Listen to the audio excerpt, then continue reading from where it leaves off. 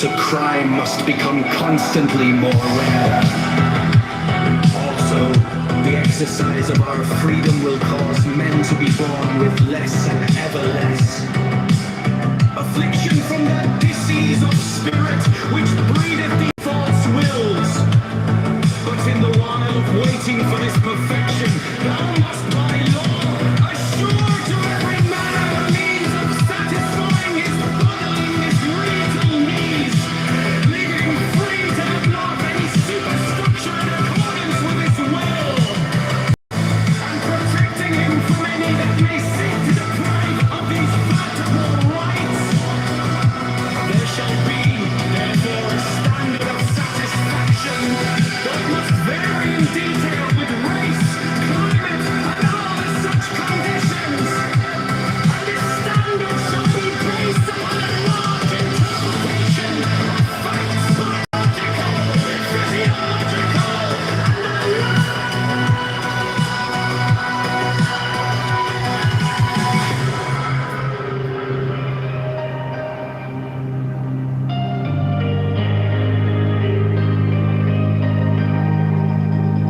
do not think then that by non-action thou dost follow the way of the Tao, for thy nature is action, and by hindering the discharge of thy potential thou dost perpetuate and aggravate the stress.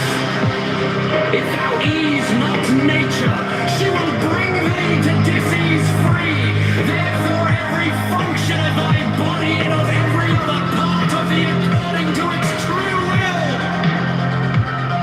This also is most necessary, that thou discover the true will in every case.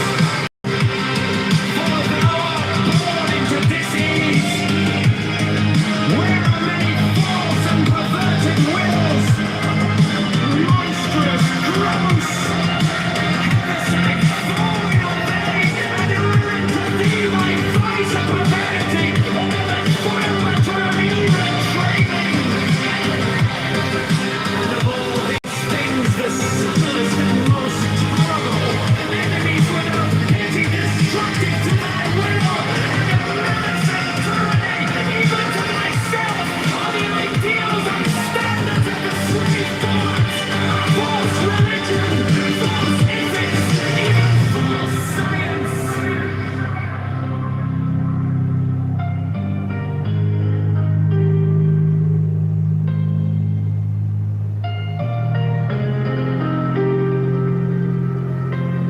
Consider, my son, that word in the call or key of the 30 ethers.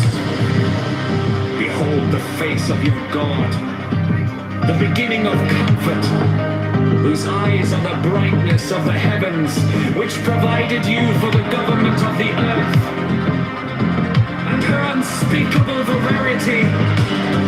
And again, let there be no creature upon her without the same.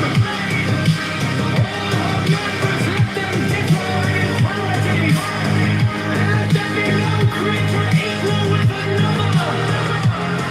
Here also is the voice of true science, crying out, dying to his key and elusive book of control, woman the third, receiving beauty and harmony and the diverse now there.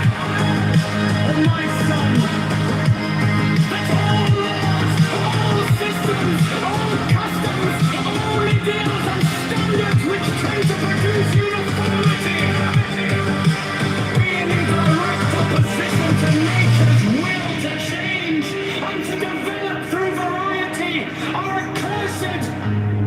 Do thou, with all thy might of manhood, strive against these forces, for they resist change, which is life,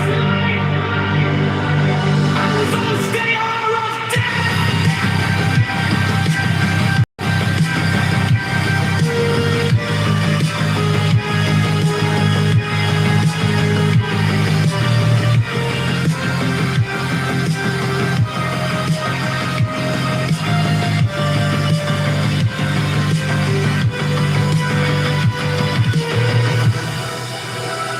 Say not,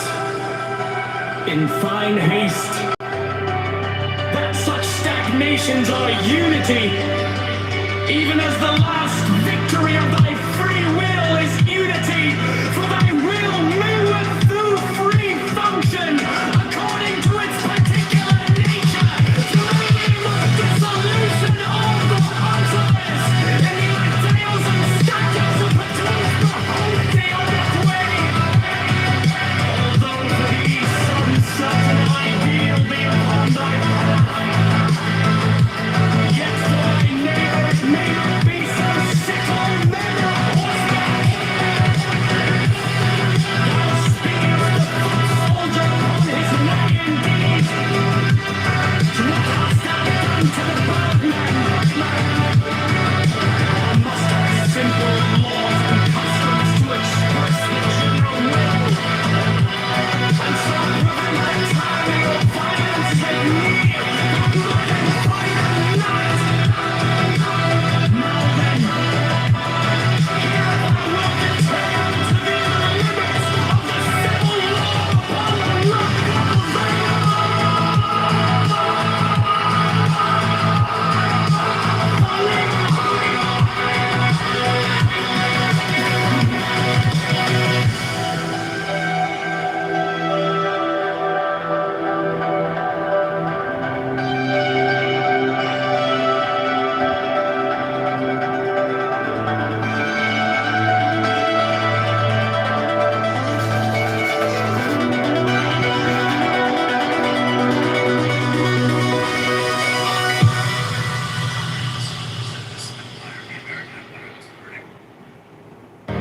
Consider the bond of a cold climate, how it maketh man a slave. He must have shelter and food with fierce toil.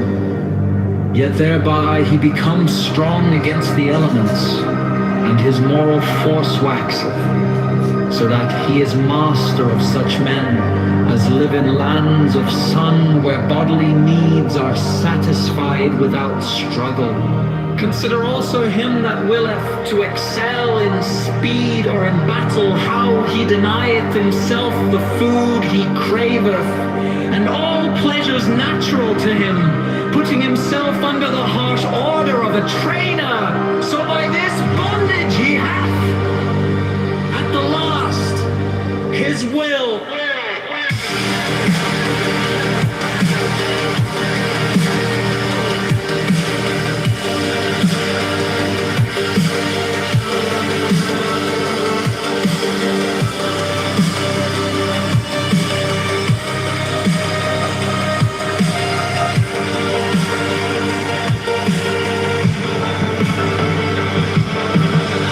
Now then, the one by natural, and the other by voluntary restriction have come each to greater liberty. This is also a general law of biology, for all development is structuralization, that is, a limitation and specialization of an originally indeterminate protoplasm, which may therefore be called free in the definition of a pedant.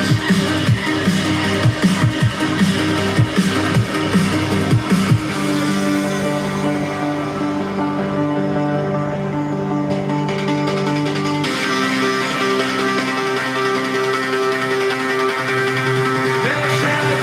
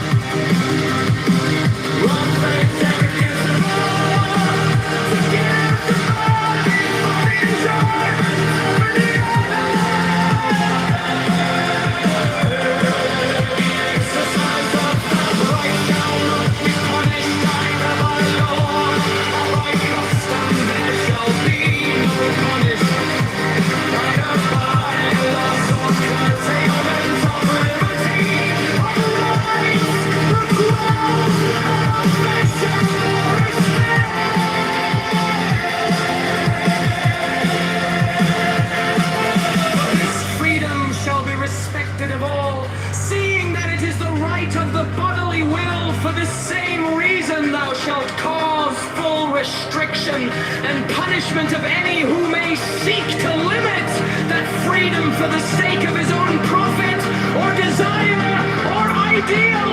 Every man and every woman have full right either to grant or to deny the body, as the will speaketh within. This being made custom, the evils of love, which are many, extending to the disturbance not only of body but of mind, and that in obscure paths shall little by little disappear from the face of his unspeakable glory.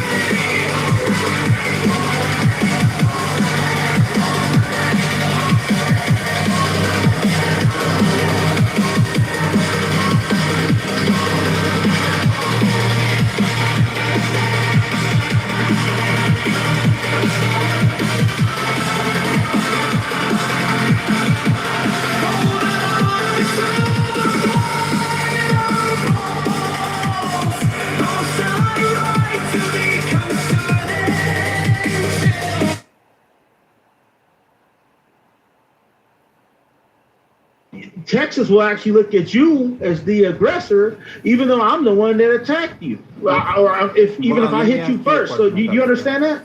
Yeah. So let me ask you a question, Jay. That's how that state runs. All right, so cool. All right. So one person walks up. This is Austin Metcalf. 1v1. Pull out a knife, stab him in the chest.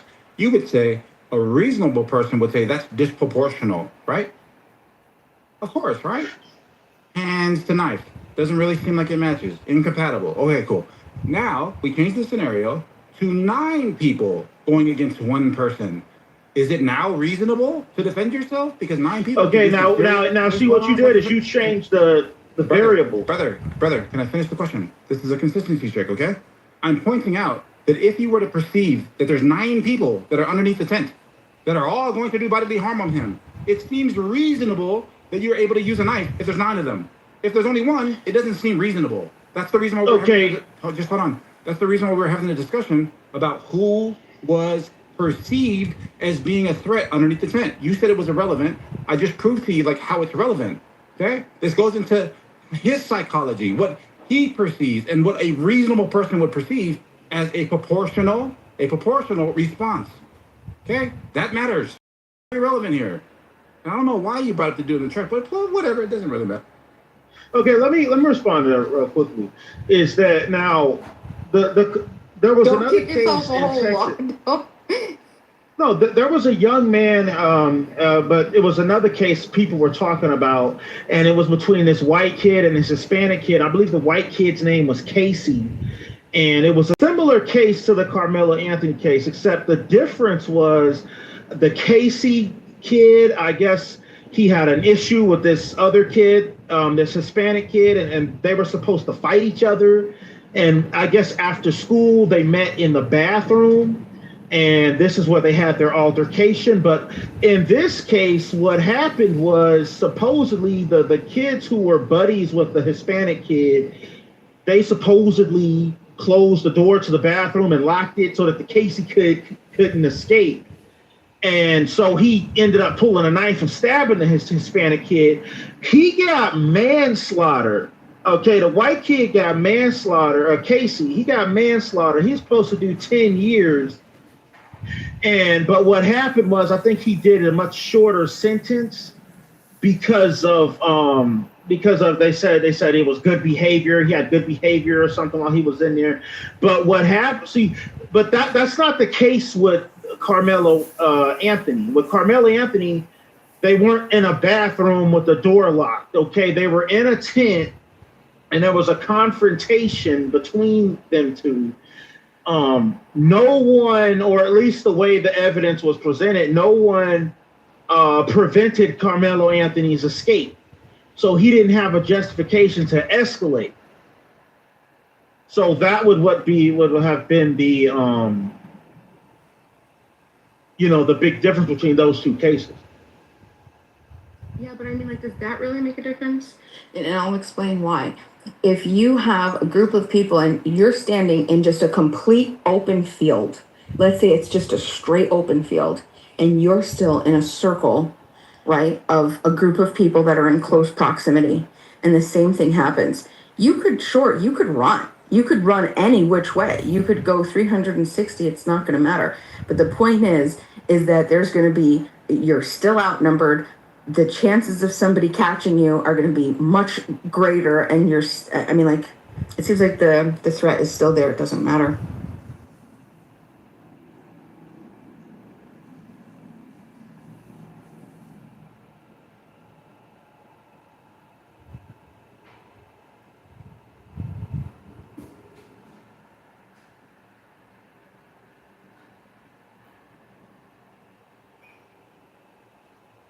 Hey guys. Can you hear me? Hey G, how you doing? Welcome. Yeah, we can hear you. How you Thank you. Hey Law, who testified that no one prevented his escape?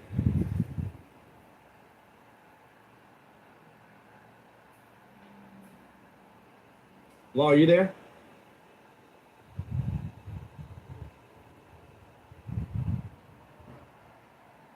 Guess it's not there anymore. Right after speaking. Okay.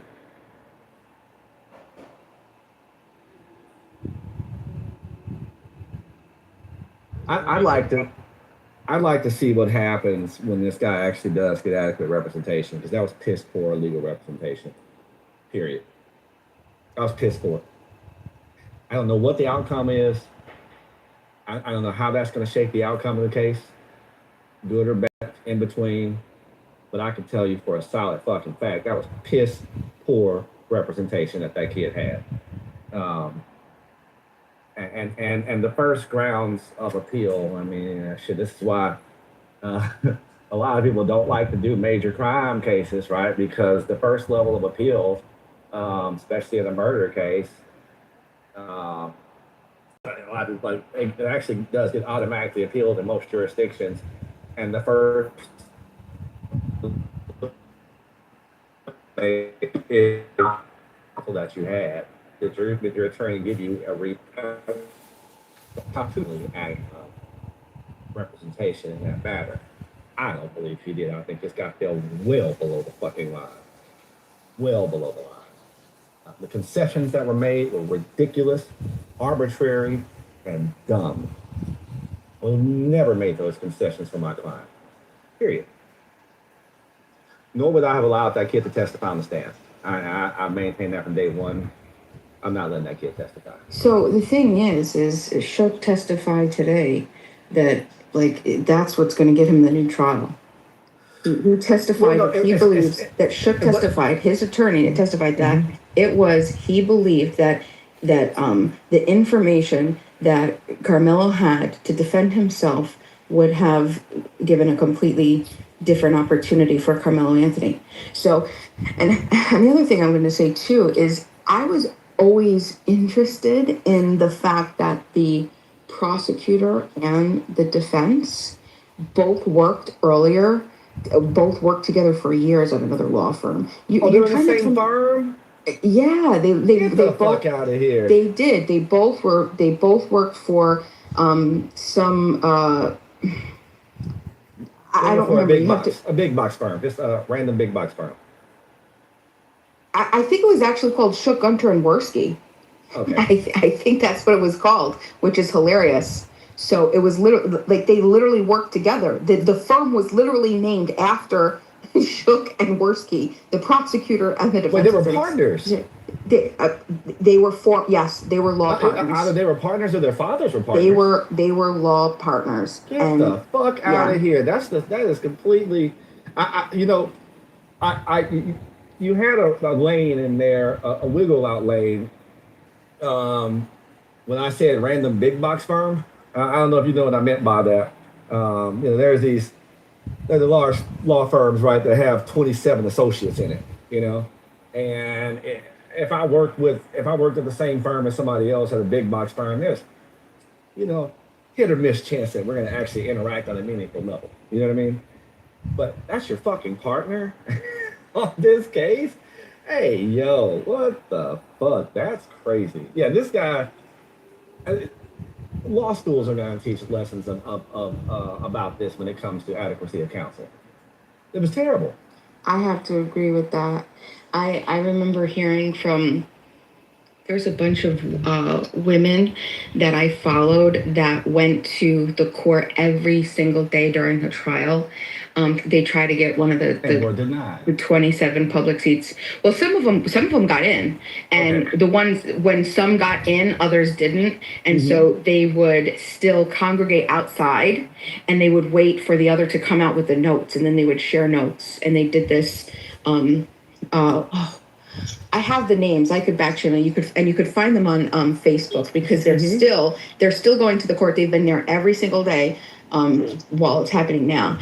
And what was interesting is that they had said somebody was just like, I don't know why he's not. What is it called when you object? That there was like no objections, and then there was even a point where the defense attorney like asked the judge if he could object. You out your fucking mind. And no, and the You judge out your mind. and the judge was like, "What I can't are you tell you even that. asking me?" I can't tell you that. I can't tell you if you can or can't. Exactly. The Yeah. judge was like, what are you like, what the? Bima, you know, we call that pro se shit. That's pro se shit. That's when somebody represents themselves without an attorney. That's pro se shit. That's the type of shit that you'd expect from them. Judge, can I object to this? And then I snickered to myself while the judge gives him the exact same answer that I gave you. I can't tell you that. Shit. You should have a fucking lawyer.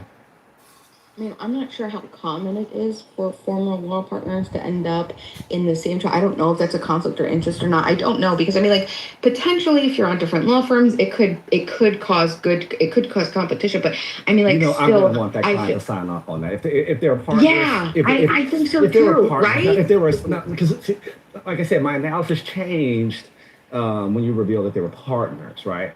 If they were associates at the same firm, or if one was an associate and one was a partner, maybe that's a little bit more different, right?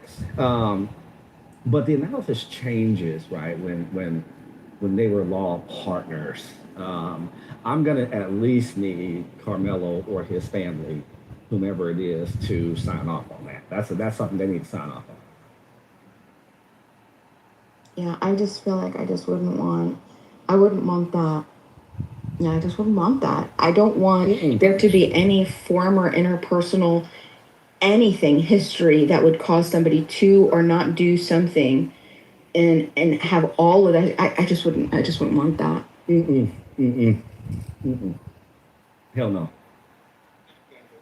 Hell no, I wouldn't want that. 337. I guess the judge, they got out and the judge said that he's going to email his decision, that he has to sleep on it just now. Oh, he's deliberating? Okay. That he's going to give his answer in an email. Oh, he's going to issue a ruling. Okay, he's going to issue a written ruling. Yeah. Which means he's probably going to, some unfortunate poor law clerk somewhere is going to have to do a shit-ass ton of research tonight over through the weekend. Judge ain't doing it.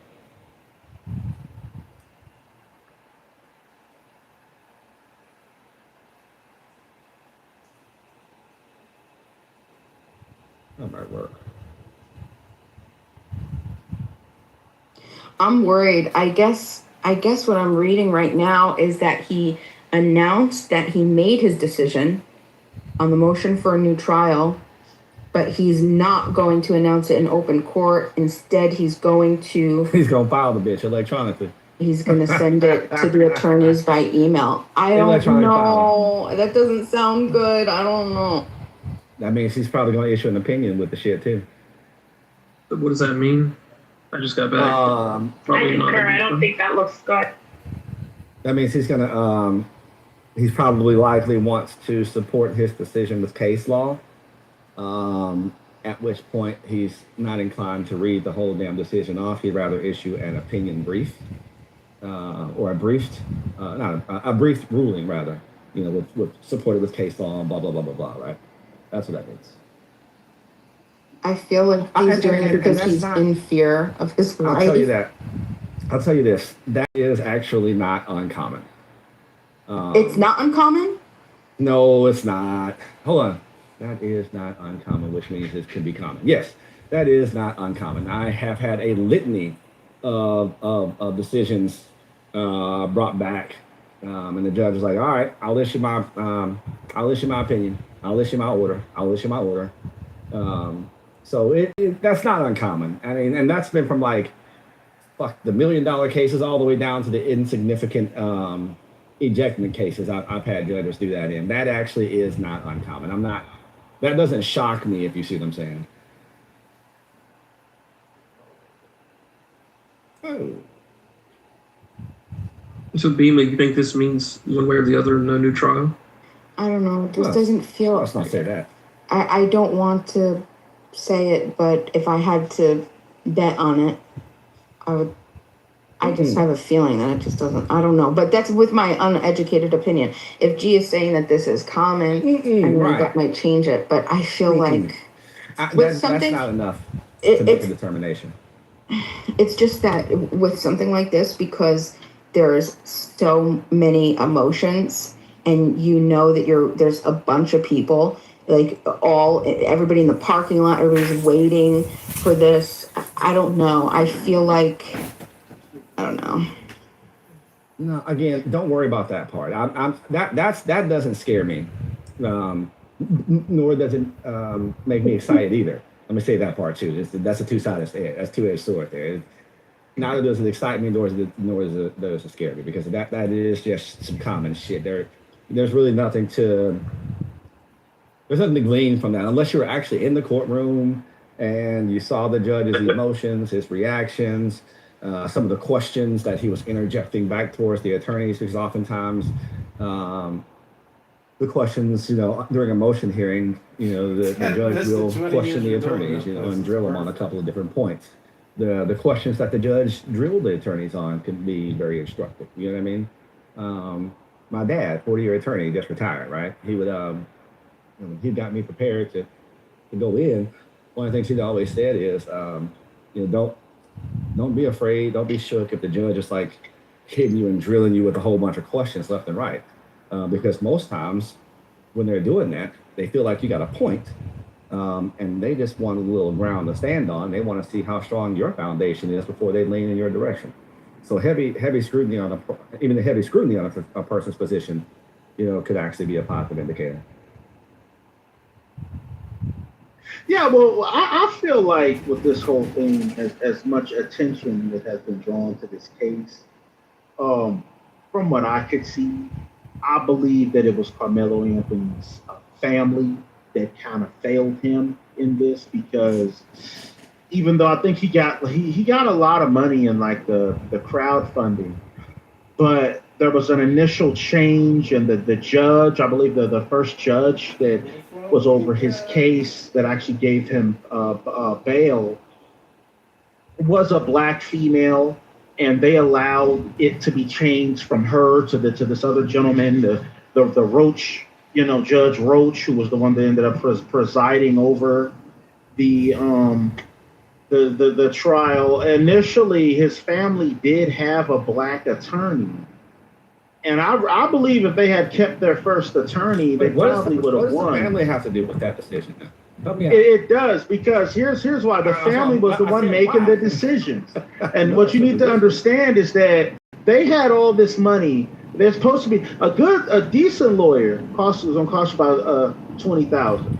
Okay, a lot of people have to put up a house, or they have to put up collateral and stuff like that. The people who go and they get these lawyers who can fight these cases, usually they have a favorable outcome.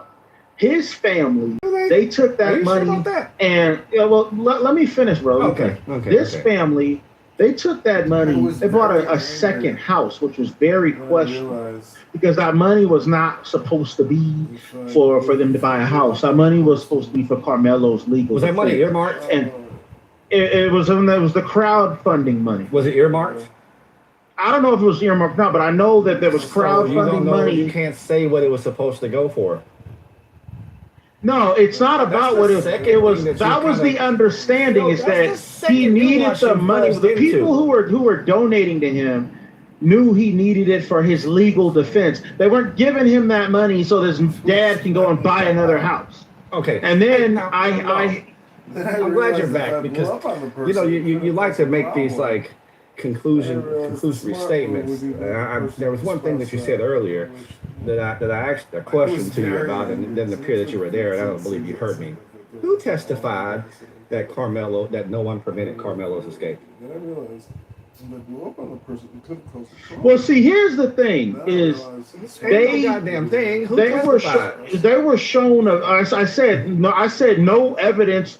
The way the evidence was presented, they didn't present any evidence that his escape wasn't okay, I like prevented. That's not what you said the first time. So the way they portrayed it, now maybe if it's in a new trial, they'll portray.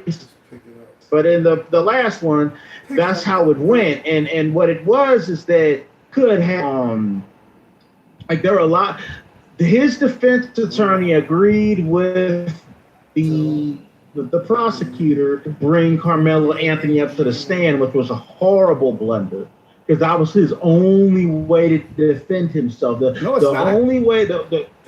Yes, it was, because how many cases have you tried? If he'd have got up there, he would have been able to at least tell his side of the story. He could have sold to the jury, hey, this is what happened, and I did this because of that, or he had that chance. By him not going up there, that did a lot of damage to him. No, it didn't. Fate was how many? Are you a lawyer at law? It doesn't matter. I mean, I'm not up here because I'm a lawyer. Just say no. God damn, motherfucker, shit, man. Yeah, don't be afraid to answer. Just say no. It's okay. It's okay. It's okay to say no. Try it. No, I'm not. I said it for you. No worries. Fuck it. That was a horrible decision to put a 17-year-old non-sophisticated witness on the stand with a seasoned prosecutor with a mountain load of evidence that they're trying to bring upon you. That is a blunder of a decision. I mean, the fucking man hours that would have to go into ensuring that this kid isn't going to get fucked up on that stand or tripped up on that stand is immense. My God. I would assign, for me to sign off on that kid going on that stand, it's finally time. I would have to assign a whole fucking attorney with him that started from day fucking one to work with this kid on testifying from day fucking one. It's not just as simple as you get up to stand and tell your story and the jury's like, okay, yeah. There's a whole other fucking attorney who's about to drill the shit out your ass. Do you mean to tell me that 17-year-old emotionally immature, non-sophisticated witness was going to stand up to a strict scrutiny examination by a prosecutor? Yeah, well, see. Well, I understand what you're saying, but that still would have been better than not going up there at all, because he could have. And see, I understand cross-examination and stuff like that. I understand that. But they should have, if it had been me, I would have coached him to go up on the stand, because that would have been very important. He needs to get his story out. Damn the cross-examination. No, what you need to do, so that the jury. Reasonable doubt is. Reasonable doubt is presenting a reasonable scenario that the jury can say, you know what, I can believe that this reasonably happened. I can believe that this also reasonably occurred over here. So that's called reasonable fucking doubt. Okay, did OJ go on the stand? No. Because the attorneys were successful in setting up reasonable doubt. In this circumstance, I would have cross-examined the fucking shit out of that goddamn brother who was standing right next to him. I'd have nailed that motherfucker to the cross on that goddamn stand. And I would have done a lot more than that. And I don't need to put my client on the stand to do that shit. It would take some serious convincing and demonstration in front of me, watching him get fucking drilled by me and everybody else in my firm, and say, you know, that son of a bitch is holding up there. Okay, we statement. One slip up, one mistaken slip up, one misinterpretation of a question opens the door up to a litany of shit. Yeah, but also if the prosecutor gets up there for their cross-examination and the jurors perceive that the prosecutor is an asshole, they're not going to listen to the prosecutor. It could go either way. It can go either way. Okay, there's that, but that's the whole thing. Is each side gets a chance to present their side of the story. I've seen cases where there's someone being cross-examined, and then the prosecutor comes up there, or the other comes up there, and if the jury sympathizes with the person that's on the stand, they may not listen to the attorney. They may block the attorney out. They may, and that, remember and that's a terrible. That's it's a jury trial. It's what the jury decides. It's how they feel about it. That's how it works. After your client gets on the stand, you can't. Well, that's your opinion. You entitled to your opinion. I'm entitled to mine. We two different people. You cannot unring a bell. I challenge Jim Lanham to conduct a 50-minute debate on any topic. I'm sorry. Let me think. How many clients have I ever put on the stand in criminal trial? Let me think. Dozens over 20 years. I'm trying. You can't even think about it. I don't think I put a single client. I don't think I put a single. I'm thinking all the way back now. I'm looking all the way back in my memories. I don't think I've ever put a single client on stand to testify. I didn't think I was a lawyer. I don't think so. I didn't think I was a lawyer for a lot of years. It is a huge.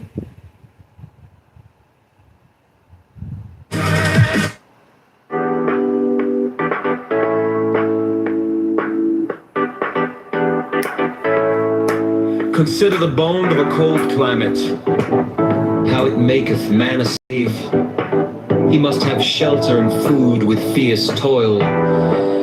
Yet thereby he becomes strong against the elements, and his moral force waxeth, so that he is master of such men as live in lands of sun, where bodily needs are satisfied without struggle.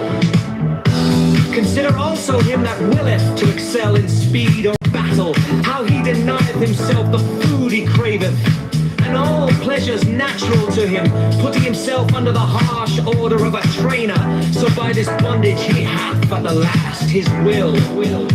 Now then the one by natural, and the other by voluntary restriction have come each to greater liberty. This is also a general law of biology.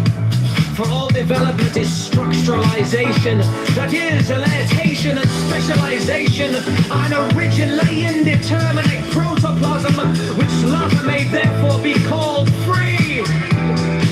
In the definition of a pedant, there shall be no property, hearing that. There shall be no property, hearing that. There shall be no property, hearing that.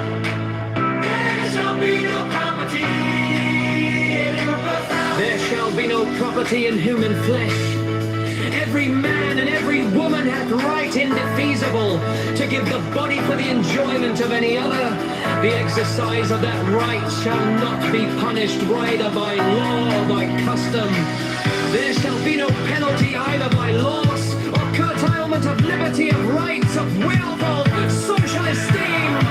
But this freedom shall be respected of all, seeing that it is the right of the bodily will. For this same reason thou shalt cause full restriction and punishment of any who may seek to limit that freedom for the sake of his own profit or desire or ideal. Every man and every woman have full right either to grant or to deny the body, as the will speaketh within.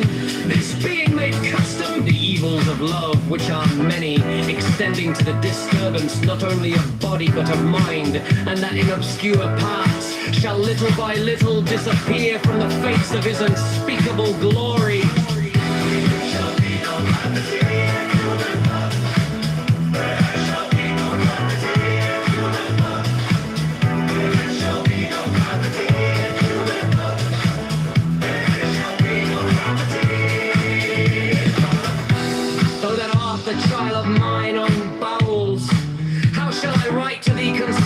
Children, for herein is the Gordian knot in our whole rope of wisdom, and it may not be severed by sword, no, not of a greater than Alexander the Two-Horned, and it is a balance like that of the egg, and the violence of a Columbus will but crack the tender shell which we must first of all preserve. Now sentinel to this fortress stand of a certain paradox of general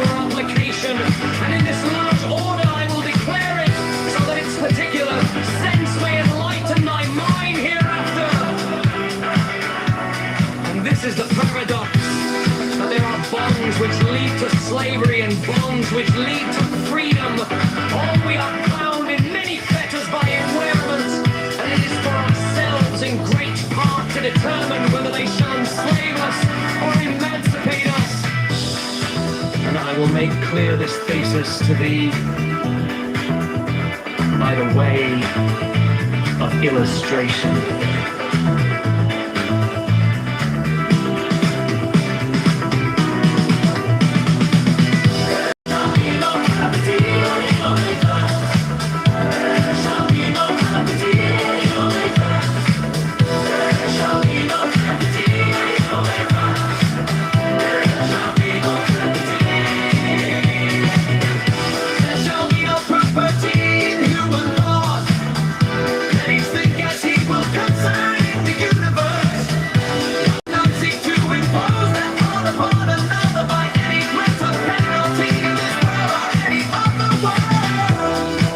Now, though I enkindle thee to effort in thy way, yet it is the way of thy will. And I say not even that thou dost well to haste therein, for the whole matter lieth in thy will. And to force thyself against thy nature would be an obstacle to thy passage.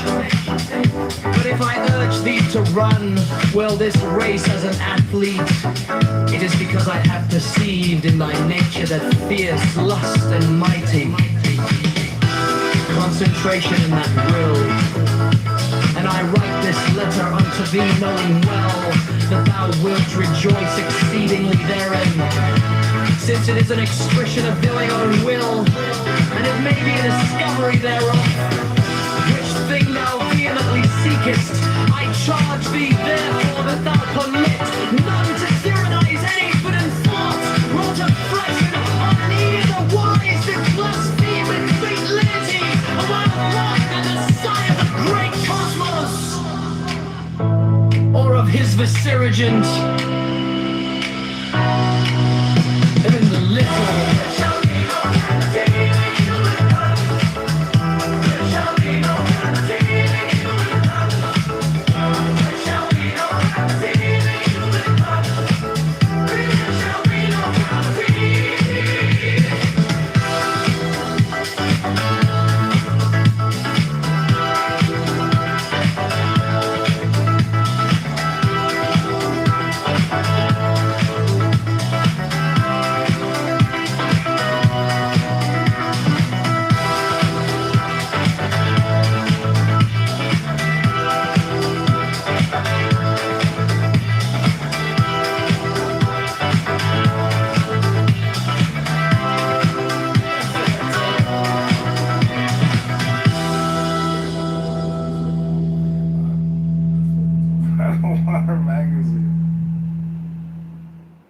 Consider the bond of a cold, clear night, how it maketh man a slave. He must have shelter and food with fierce toil, yet thereby he becometh strong against the elements.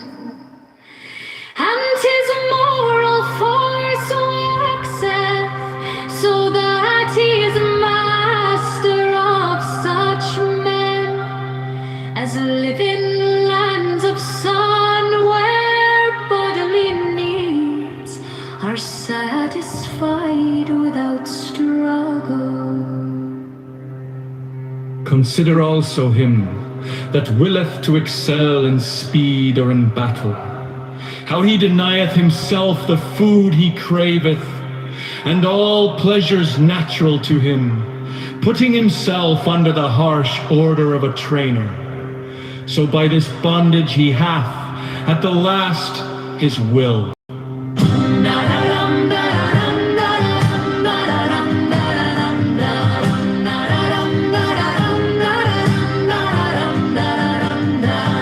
None the one by natural, and the other by voluntary restriction have come each to greater liberty. This is also a general law of biology, for all development is structuralization, that is, a limitation and specialization of an originally indeterminate protoplasm, which latter may therefore be called free in the definition of a pedant. There shall be no perverting in flesh, every man and every woman have a right in death these able to give the body for the enjoyment of any other. The exercise of that right shall not be punished either by law or by custom. There shall be no penalty either by loss or curtailment of liberty, of rights, of wealth, or of social esteem. But this freedom shall be respected of all, seeing that it is the right of the bodily will. For the same reason thou shalt cause full restriction and punishment of any who may seek to limit that freedom for the sake of his own profit, or desire, or ideal. Every man and every woman hath full right either to grant or to deny the body, as the will speaketh within. This being made custom, the evils of love, which are many, extending to the disturbance not only of body, but of mind, and that in obscure paths shall little by little disappear from the face of his unspeakable glory.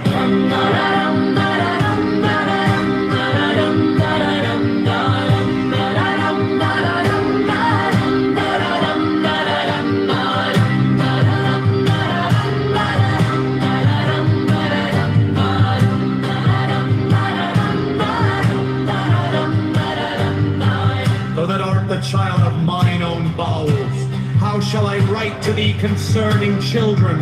For herein is the Gordian knot in our whole rope of wisdom, and it may not be severed by sword. No, not of a greater than Alexander the two-horned, and it is a balance like that of the egg, and the violence of a Columbus will but crack the tender shell, which we must first of all preserve.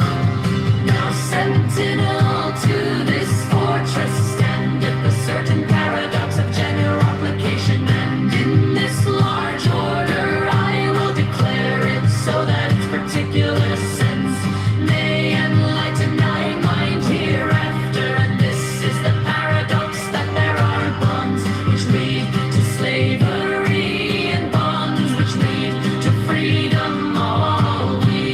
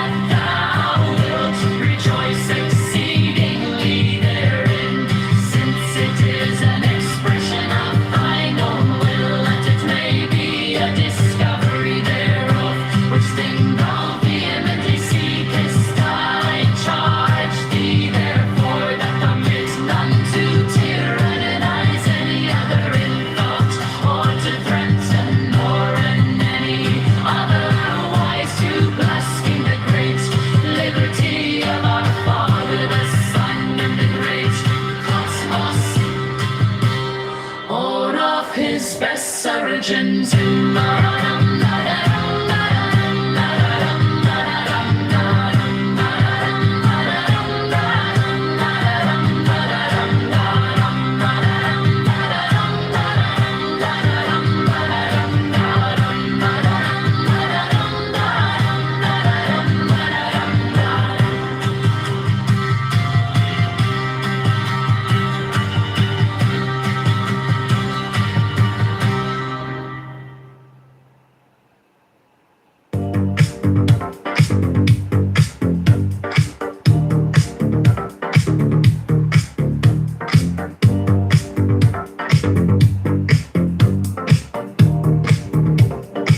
Consider the bond of a cold cremate, how it maketh man a slave. He must have shelter and food with fierce toil, yet thereby he becomes strong against the elements, and his moral force waxeth, so that he is master of such men as live in lands of sun where bodily needs are satisfied without struggle. Consider also him that willeth to excel in speed or in battle, how he denieth himself the food he craveth, and all pleasures natural to him, putting himself under the harsh order of a trainer. So by this bondage he hath at the last his will. Now then the one by natural, and the other by voluntary restriction have come each to greater liberty. This is also a general law of biology, for all development is structuralization, that is, a limitation and specialization of an originally indeterminate protoplasm, which latter may therefore be called free in the definition of a pedant.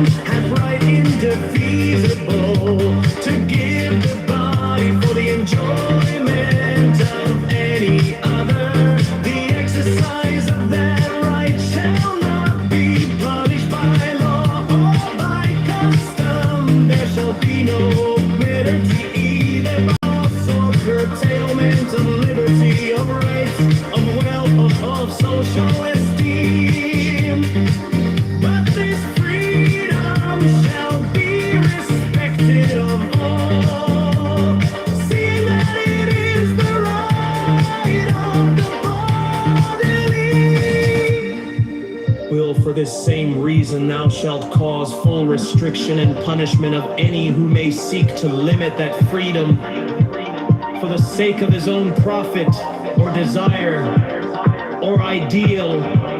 Every man and every woman hath full right either to grant or to deny the body as the will speaketh within. This being made custom, the evils of love, which are many, extending to the disturbance not only of body but of mind, and now in obscure paths shall little by little disappear from the face of his unspeakable glory. Though that of the child of mining bowls, how shall I write to thee concerning children? For herein is the Gordian yoke in a whole rope of wisdom.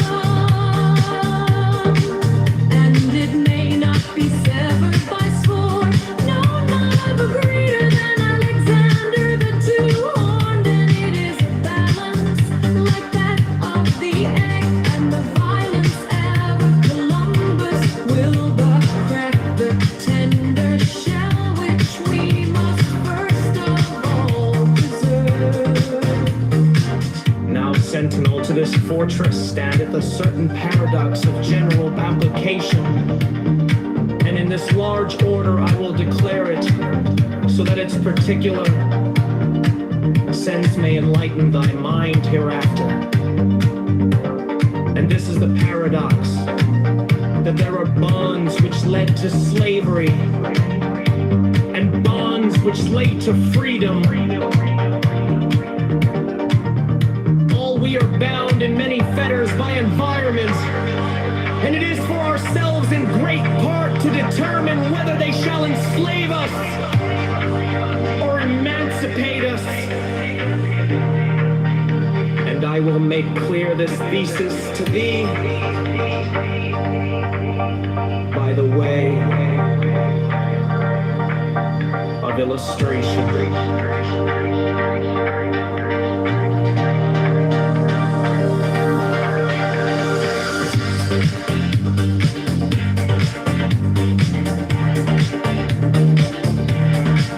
There shall be no property in human thought. Let each think as he will concerning the universe, but let none seek to impose that thought upon another by any threat of penalty in this world or any other world. Look now, though I enkindle thee to effort in thy way, and it is the way of thy will, and I say not even that thou dost well to haste therein, for the whole matter lieth in thy will, and to force thyself against thy nature would be an obstacle to thy passage. But if I urge thee to run well this race as an athlete, it is because I have perceived in thy nature that fierce lust and mighty concentration in that will, and I write this letter unto thee knowing well that thou wilt rejoice exceedingly therein, since it is an expression of thine own will,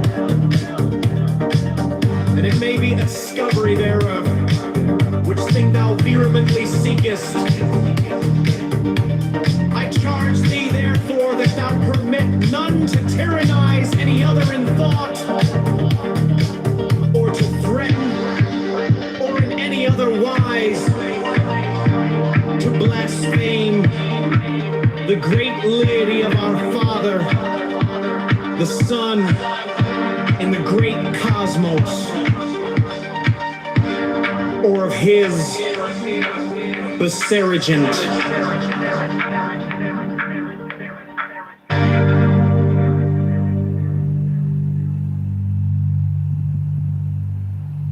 In the litum.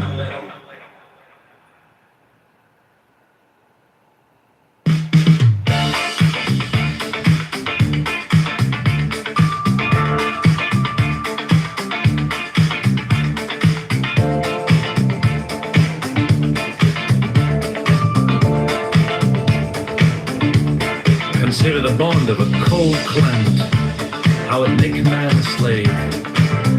He musters shelter and food with fierce toil, and thereby he becomes strong against the elements, and his moral force waxeth, so that he is master of such men as live in lands of sun where bodily needs are satisfied without struggle. Consider also him that willeth to excel in speed or in battle, how he denieth himself the food he craveth, and all pleasures natural to him, putting himself under the harsh order of a trainer, so by this bondage he hath at the last his will. Now then, the one by natural and the other by voluntary restriction have come each to greater liberty. This is also a general law of biology, for all development to structuralization. There is a limitation and specialization of an originally indefinite protoplasm, which latter may therefore be called free in the definition of a patent.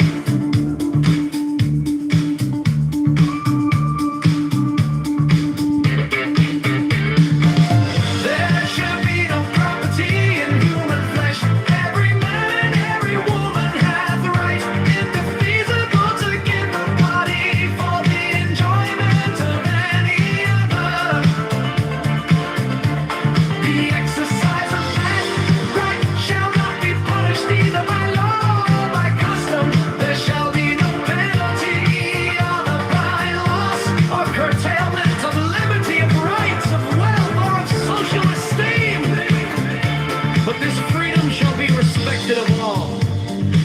it is the right of the bodily will. For this same reason thou shalt cause full restriction and punishment of any who may seek to limit that freedom for the sake of his own profit or desire or ideal. Every man and every woman hath full right either to grant or to deny the body, as the will speaketh within this being made custom, the evils of love, which are many, extending to the disturbance not only of body but of mind, and that in obscure paths shall little by little disappear from the face of his unspeakable glory.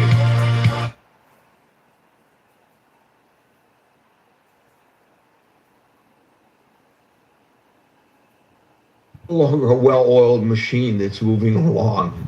Now, there's always been a degree of corruption. And we all know that because there are just too many people, at the very least, trying to curry favor from people in positions of power in government who can help them. And you're absolutely right. This happens as well on the local level. So it's a question, I think, of degree. But then beyond that, it's a question of whether or not it ought to be investigated, and whether those investigations in the aggregate help the people or just serve as a distraction. Actually, the question is easily answered. You have to wait, King. We go one at a time. Sorry about that, but I'll get to you. Don't worry, I will get to you. Well, you're kind of long-winded, though. I am. Because you have an agenda. I have an agenda. Okay, thank you for pointing it out. If you don't like the way the room is run, then this is not the room for you. I recognize, King, that I have a unique style, perhaps, and that I am not everybody's cup of tea. Apparently, I am not yours, and I will just have to live with that. Somehow, I will shake it off and move on. The point is, I told you the rules, and you did not want to adhere by the rules. I have no idea what your position is, so I didn't remove you from the stage because I disagree with you. And by the way, please back channel me and tell me what my agenda is so that I understand it. Because I didn't realize I had an agenda other than trying to encourage people to discuss a topic. Gary, I can tell you your agenda. Your agenda is keep the things in perspective, make sure individual, when they come to the stage, we don't have time limit. We talk what we like. We don't argue with each other. You don't agree with me. It's a perfect. And these are the agenda you have. I don't know what to do with you. I know. I feel so bad for that. Thank you for pointing out. Thank you. I'm moving to Cuba. Thank you for that, Alan. Finally, after all these years, Alan's been with me for over 20 years. 26 years now, Alan, we've been doing this. Exactly. We got old to get. Yeah. Of course, it didn't start on Clubhouse because Clubhouse wasn't around 26 years ago. It started on Pal Talk. But we've been together that long, and you finally figured me out. Took you long enough. Marshall, followed by Scott. I don't know what they'll investigate, but they're going to investigate the ever-living daylights out of him. So, stuff about crypto, stuff about him hawking watches, stuff about violating the Emoluments Clause. They'll probably investigate his military actions. They're just going to investigate it all. At least that's my perception anyway. To what end then, Marshall? Is there a positive end, or is it just to help curry favor? I think for the ones who genuinely care, oversight is the answer.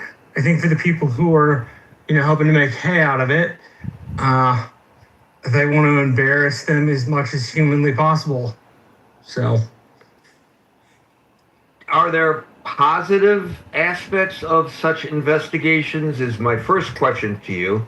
And my second question is, as I pointed out earlier, does this become a seesaw effect depending on who's in power at what time? Is this like our future? One party investigating the other, and then the other investigating the first? Yes, oversight, and probably yes, with divided government, you will have, in particular, if the Democrats control the House, you will have the power for investigation and subpoena and inquiry found in the House. I hope they don't impeach him. I don't think it's practical or like even advisable. But they're certainly going to do oversight. The people who genuinely care about the oversight and think he's really genuinely stepped over his bounds, they'll be there. But so will the folks who, want to be Machiavellian and make hay of it all. Right? They're going to exist in the same space at the same time. And I don't know which side of that will win out. I don't know whether the cynical side does or whether the altruistic side in genuinely trying to oversee and provide a check on the president of an opposing party versus just being an ass is. So we'll see. The Democrats have as many people who can be asses as the Republicans can. So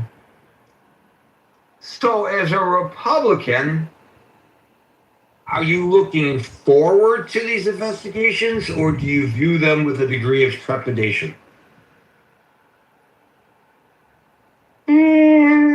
I look forward to some of the fact-finding stuff. I don't look forward to the, let's make them look as bad as humanly possible game that will quickly ensue where the whole public... And let me just ask you one other question. What's not part of this discussion is what Anson refers to as the Great Divide. I'm beginning to believe, based on some of my most recent social media interactions, that we basically have a social media civil war. It's certainly not bloodletting, thank God, but it is gut-wrenching nonetheless that people who have had lifelong relationships are discarding them over politics. That's, to my mind, I don't think politics is ever worth friendship. If that means you have to put politics to the wayside, do so. Your friendships and your family are more important than that. Right. So I get that, but I'm just saying that's what's happening in our country. And so I'm wondering whether that should be taken into consideration as a party in control of the House, whether it's the Democrats this time, whether 2 years hence it's the Republicans, whether they ought to take into consideration the effect on the body politic and how it is just helping widen potentially that gap rather than I think you should play the game, but not so hard you'll break the board or upend the pieces. Right? The question is, do people have a similar sense of restraint and understanding that you can strain the system past a breaking point? Right? You can certainly break it. The idea is to play with it, bend it, but not break it. Yeah. I think it's a very delicate balance, and it's really up to us, the citizens, to take whatever information we get and use it in a positive manner. I just am very troubled by how we as so-called adults handle the information that's presented to us, to the point where we discard our relationships with other people and treat people with a lack of respect. I mean, I think the extreme partisanship makes that oversight, can make that oversight a bit more toxic. When it's not about oversight and it is about partisan gotcha, it just becomes that much more toxic on the rest of the population. Of course, if this occurs, that the Democrats do wrestle control of the House, and if it occurs that these committee hearings are held and investigations are launched, people who tend to be supportive of the Democrats will say this is oversight, and people who tend to be supportive of the Republicans will say that. Right, so we'll say that this is what, as you put it, gotchanism. And I'm sure there will be a combination of actual oversight and genuine witch hunt. Yeah. And the witch hunt will be sponsored and pushed on by extra partisanship. But here's the good news, Marshall. It will then fall upon the good people of the Critical Thinking Forum to suss it all out for the rest of humanity. So, we have a responsibility, and I know that we will live up to the challenge, Marshall. We in the Critical Thinking Forum. Thank you, Marshall. We'll go to Scott, followed by Les. All right, here we are. Can you hear me okay, Gary? Yes, sir. All right. So, Gary, yeah. Okay, I'm just doing something here. Sorry. Oh, there we go. Yeah, I obviously the Democrats are going to do some investigating. There'll be. It's interesting. I was reading something that one of the things they were saying was that with some of the business stuff like Apple and Alphabet and Palantir and Blackstone and BlackRock, that they'll report, that they'll investigate the businesses, right? That on the business end, because then the executive privilege stuff can't be sort of thrown down and all the obfuscation can happen. But so that was kind of interesting. So yeah, they're gonna obviously look at the family business and financial interests, including the foreign investments and the cryptocurrency and the government contracts and spending. The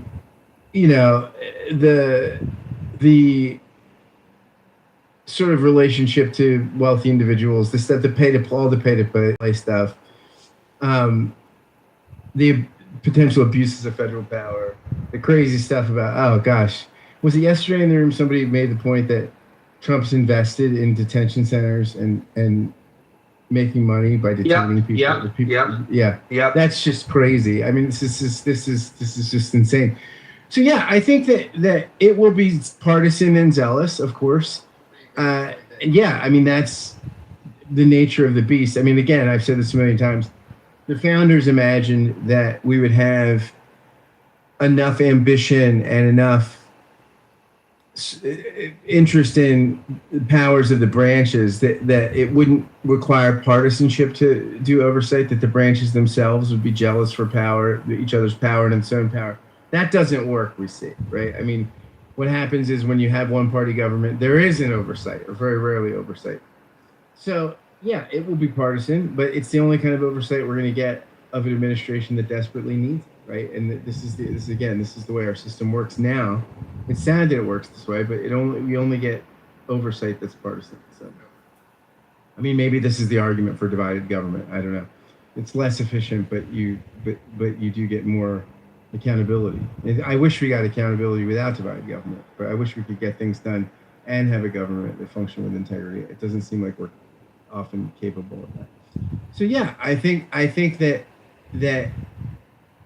yeah, I mean, it would be. I hope it's not as. I hope the Democrats are not as tawdry, as vile, as vitriolic as Trump is. Just my own. I'd like my own team to. I'd like a little bit of Michelle. Oh, just you wait, Scott. It'll reach all new lows. I promise you. Just when you don't think it can, it'll collapse. Mike, please. Thank you. Probably so. But yeah, I mean, I wish we had a little more Michelle Obama. When they go low, we go high. But I think that's probably a little overly optimistic. But yeah, if that's what we have to take, if we have to take some ugly partisanship to get real accountability, it's probably a price worth paying. But, well, you said the founders envisioned one thing, but it's not working out. But it did in the past. Nixon was not removed from office by the Democrats. Nixon was removed from office by his own party leaders who came and visited him at the Oval Office and said, "Mr. President, it's time for you to leave." And he understood that and he left. And he knew he would have lost, right? He knew he would have lost that. If Nixon had Fox News, he could have fought it. Well, the point is, yes, so the landscape has changed tremendously, obviously. We have cable news, we have the internet, and that helps feed the change. But I don't think that the founders miscalculated. The problem is maybe less the people in government and more the constituency. You know, they reflect the will of the constituency. If there was this groundswell in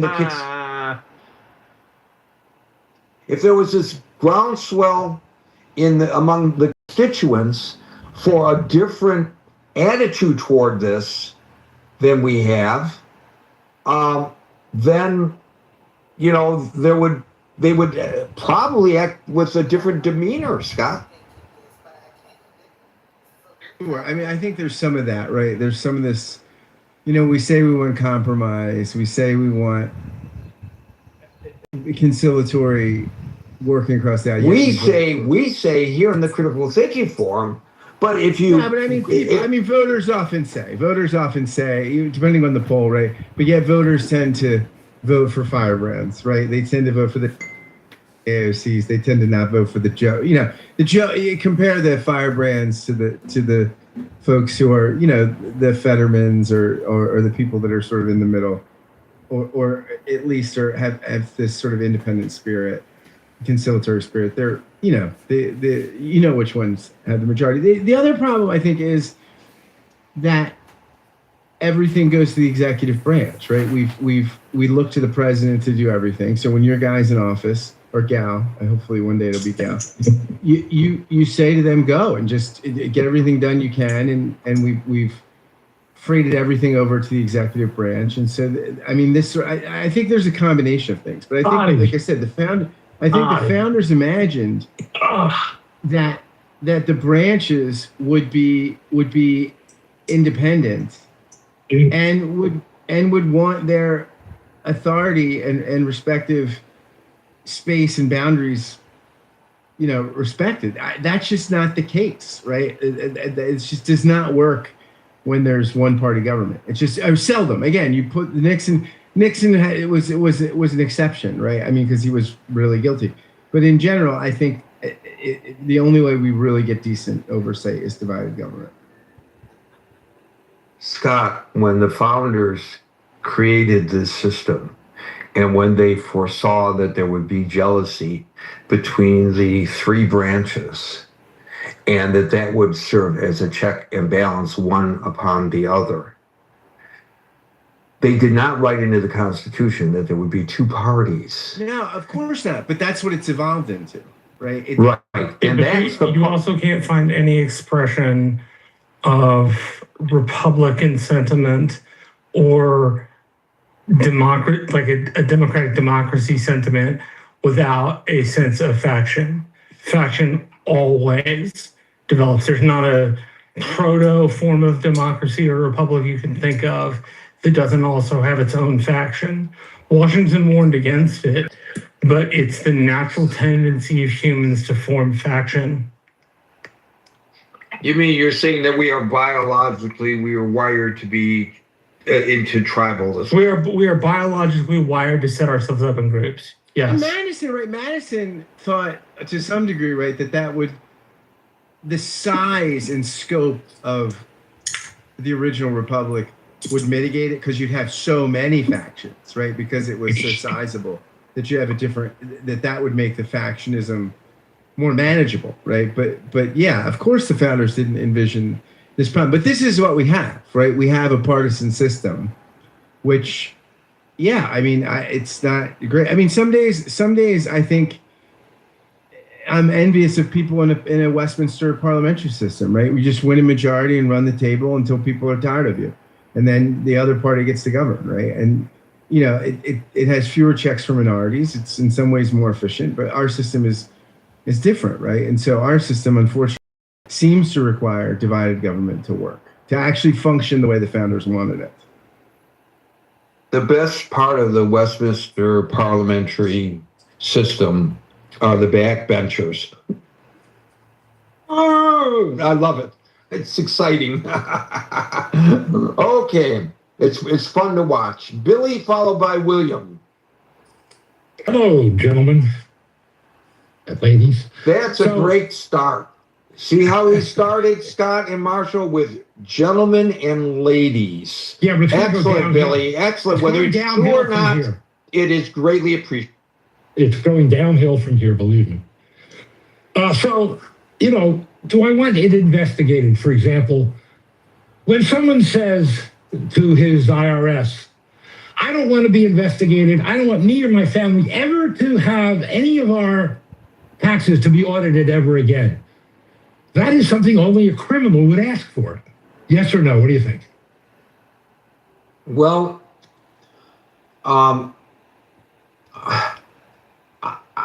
nobody wants to be audited. Billy, you don't want to be audited, and neither do I. And I absolutely want to be audited. I pay my taxes. I don't want to be audited. Screw that. Point here. Only a thief says don't audit me. Only a thief. No, I said don't audit me because it involves like far too much participation on my part. If you audit somebody, you have to go back and you have to get all of their like original records. I only know this because my parents went through it. Right? Like it's an incredible inconvenience on the person being asked. My time.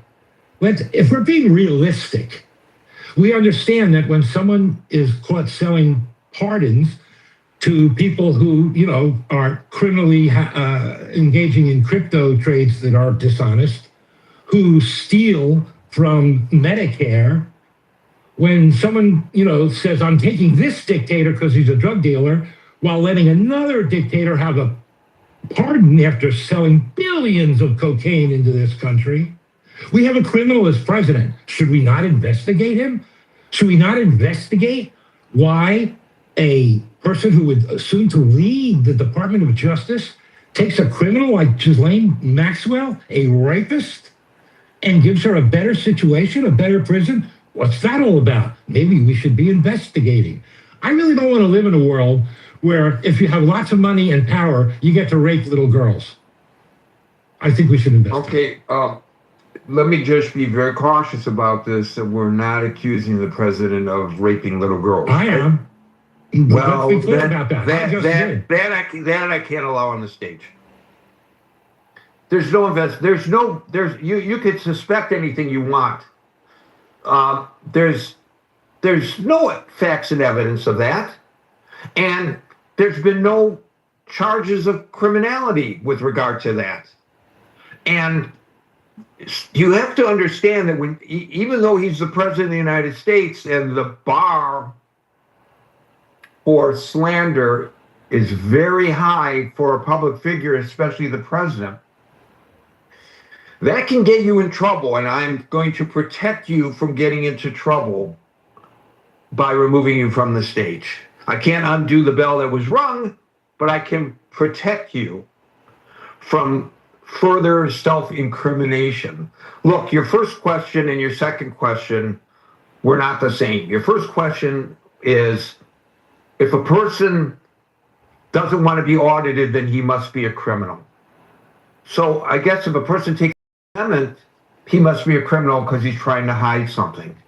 Nobody wants to be audited. It's time-consuming. It's expensive. It causes for there to be pressure put on a person. They have to set aside their daily activities because they have to deal with this now. It doesn't mean that they're a criminal because they don't want to be audited. Now, it's not like it takes 10 minutes out of your day. This is literally hours of putting together records. And it's costly. My parents, they made my dad pull boxes and boxes and boxes out of storage and spend 6 to 8 months searching through boxes to find just the right piece of paper to satisfy the IRS who ended up telling them they didn't own the money that they audited them for to begin with. So I have a very skeptical relationship with the people that do our taxing. You can't avoid it, but like, it's not somebody who doesn't want an audit is not therefore somebody who's a criminal. Right. Now, the second point that he made about the importance, given the way this president conducts himself, of a congressional investigation or congressional investigations into the various things that he raised up until the time that he made an accusation that I cannot allow on the stage. Those are legitimate arguments. All the things that he said were true. These are things that are matter of fact that have occurred and are occurring in our society. The pardoning, the cryptocurrency, et cetera, and so his point that he was trying to make, that he believes that is a reason why he supports the the investigation of the president following the midterm elections, should the Democrats regain control of the House. I get that argument. It's a legitimate argument to make. William, followed by David. Let's start with the emoluments clause. Emoluments clause violations are things that not one person on this stage or any audience can deny have taken place. It's been so blatant, right in front of your faces. Emoluments clause, what is that supposed to protect us for?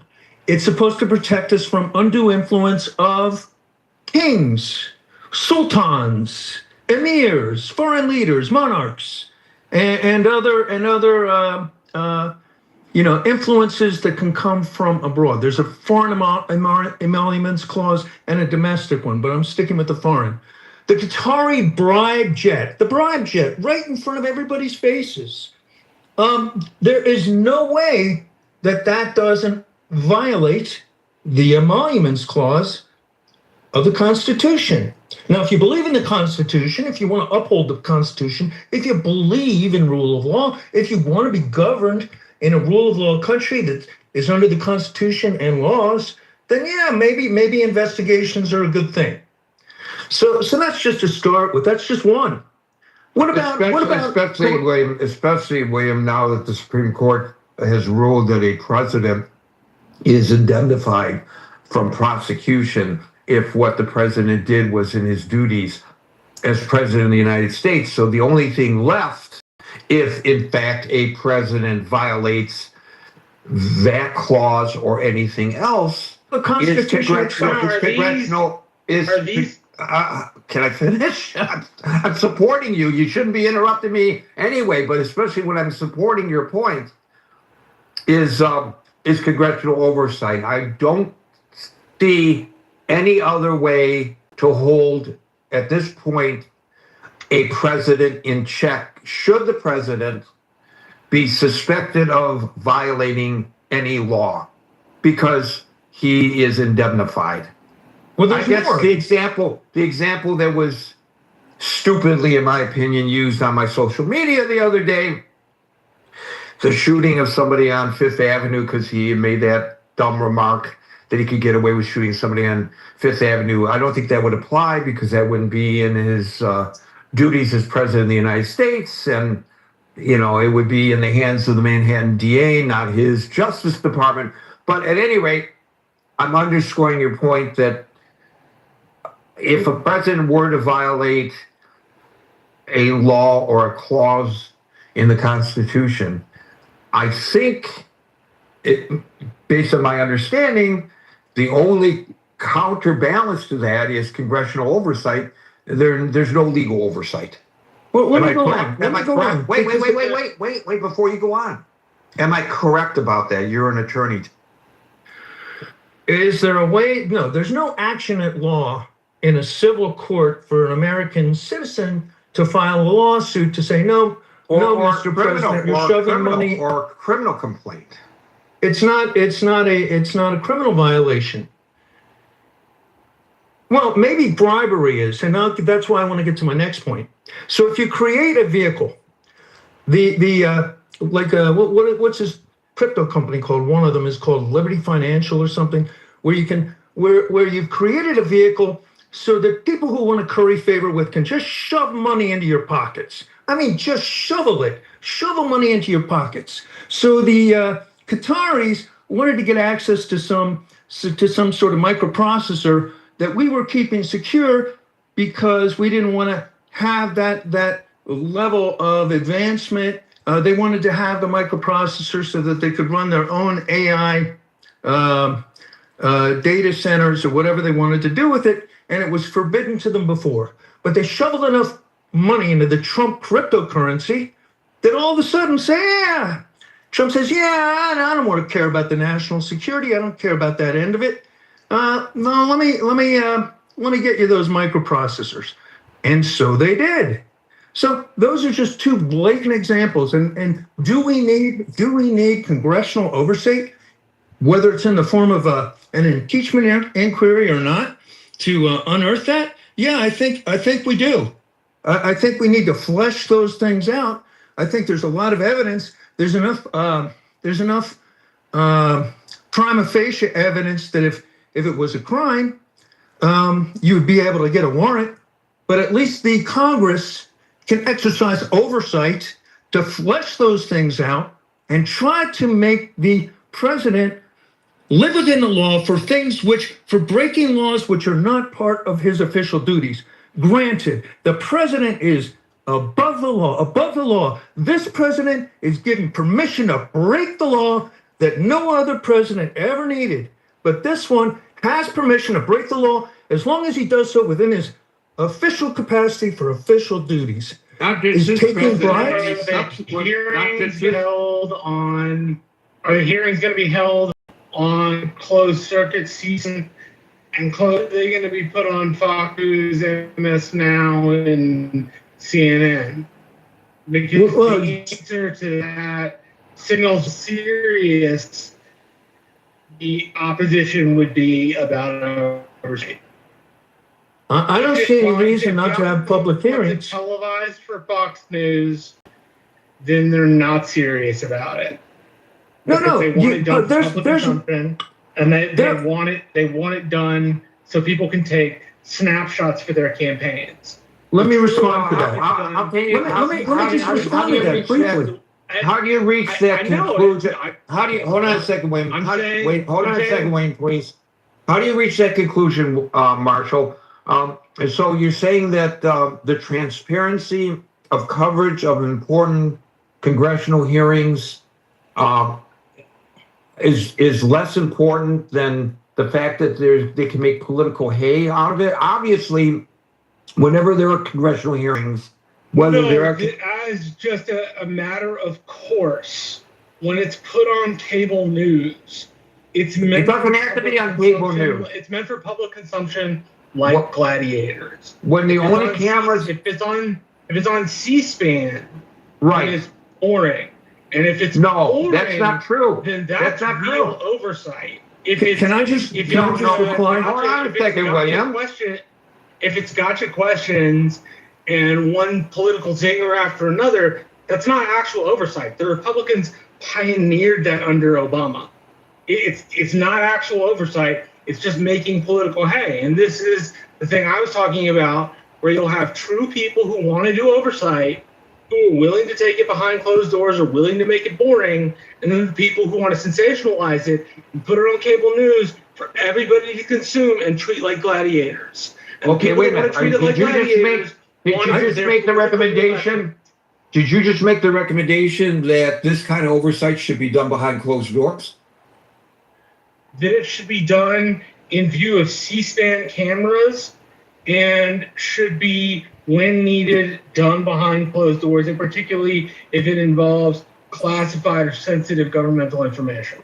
What that William brought up is classified or sensitive government information, or any of what Raskin and Garcia brought up in the article. I didn't say that the stuff he said was classified information. What I'm saying is the tendency over the last 20 years has been to indict people in the court of public opinion when they do hearings on cable news.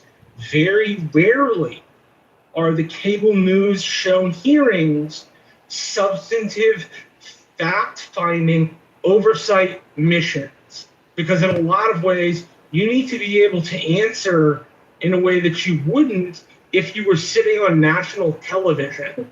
You need to, it's part of the reason the Constitutional Convention was private, because people in true oversight need to say that. Then you produce a report and you submit it to the public. But the gamification through cable news of this kind of stuff is not good for us. It's like eating pork rinds and being surprised that we're fat. So you're. Can I give a one sentence response, please? So you are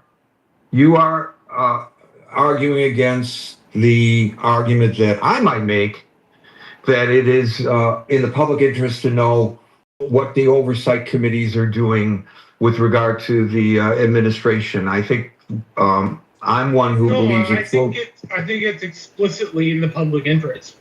I just think the information transmitted to the public should be presented in a boring fashion, which is why I said C-SPAN. Why? Because when it's sensationalized, it has the tendency to make campaign commercials and not actual policy in the last 20-ish years. That's been the result. Well, I think if you really go back and look at some of the C-SPAN hearings, when there are no CNN, MS Now, I'm not saying they can't be fiery. I'm saying C-SPAN for me is a stand-in for boring. Maybe if they normal, all facts presented, no kind of gamification of the hearing, right? Now, I'm complaining about something that's never going to stop. I mean, it's going to happen whether I like it or not. I'm just saying I don't think it's healthy to gamify it on cable news in the way we do. It's why I would rather it be boring. If it's boring, then people actually have to pay attention to the ideas. If it's sensational, they pay attention to the emotion. So Marshall, chicken and egg, which came first? Which came first? The boring topic? So if you have a boring topic and suddenly CNN decides, let's cover this boring topic. Let's talk about corn futures. We're going to have a hearing in the agriculture or something. Let me finish asking before you respond. So they have a subcommittee hearing on corn futures. They're holding out there in Iowa. And CNN says, you know what? Let's go cover this. It's going to suddenly become this fiery discussion? Or is it possible, Marshall, that of course the cable companies, the print media, the radio media, the web media are going to be attracted to topics that tend to be contentious and exciting to cover? Yeah, it leads. As I said a minute ago, the thing that I don't want to happen is going to happen. There's going to be a section of Democrats that are genuinely interested in oversight and will do the oversight. There will also be a section of Democrats who will vie to have that stuff put on television for no better reason than campaign commercials. And I'm saying the campaign commercials. Okay, you made the point, and I guess we will agree to disagree on the point. I don't understand even why the point was made, but I hear your point of view, and there are probably others that feel. So you're saying that these hearings are going to be performative and not with the intent of alerting the American public to what's going on with this particular administration. Yes, right? That's exactly what I'm saying. I'm saying that it's a tendency when that to be performative. Okay, William, go ahead. Marshall, Continue. the reason we have almost all judicial proceedings, which is analogous, open to the public, is because that avoids them being a star chamber. So that there is a utility, there is a value in, regardless of whether or not you like the way that the participants are acting, and the public can judge that for themselves. But there's a value to having it open to the public. There's a value to the transparency, especially when you're dealing with matters of public corruption. And you know, they're I'm not saying there's not an importance in transparency and noting to the public what's corrupt and what's not corrupt. That's not my point. I think over 50% of the time, these hearings are used to grandstand. They're not used to inform. And what's the point of putting the truth out there if what the truth is then used for is some twisted agenda of some weird political mind who wants to get a one-up on their opponent? Now, I'm not saying don't expose the information. Expose the information. I'm just saying you can either have when government is boring, then the truly sensational stuff, like the tawdriness of the president hawking watches out of the White House, like that, right? When it's not all rah, rah, rah, rah, rah, then the truly insane stuff can take center stage, and it's not overly performative. It is, this is some wild behavior that we think is bad and shouldn't happen. But if it's used to gamify, then you sacrifice the ability to truly hold somebody accountable to the political whims of a future election. Maybe I don't know how you get between the two. As you said, it's going to happen. We're going to move on from this particular point of the discussion, but I will say that maybe it is beneficial to alert the public in a partisan manner that causes them to vote for people who will not abide by these kinds of activities if people find that these kinds of activities that are being exposed are inappropriate. Maybe it's a good tactic in that regard. But William, go on to your original point, not about whether these meetings should be held publicly or not. There have been various kinds of corruption, self-enrichment, things that really should be aired to the public. And the action, the activity of actually airing them might actually curtail, because we got 2 years and 5 months more of this.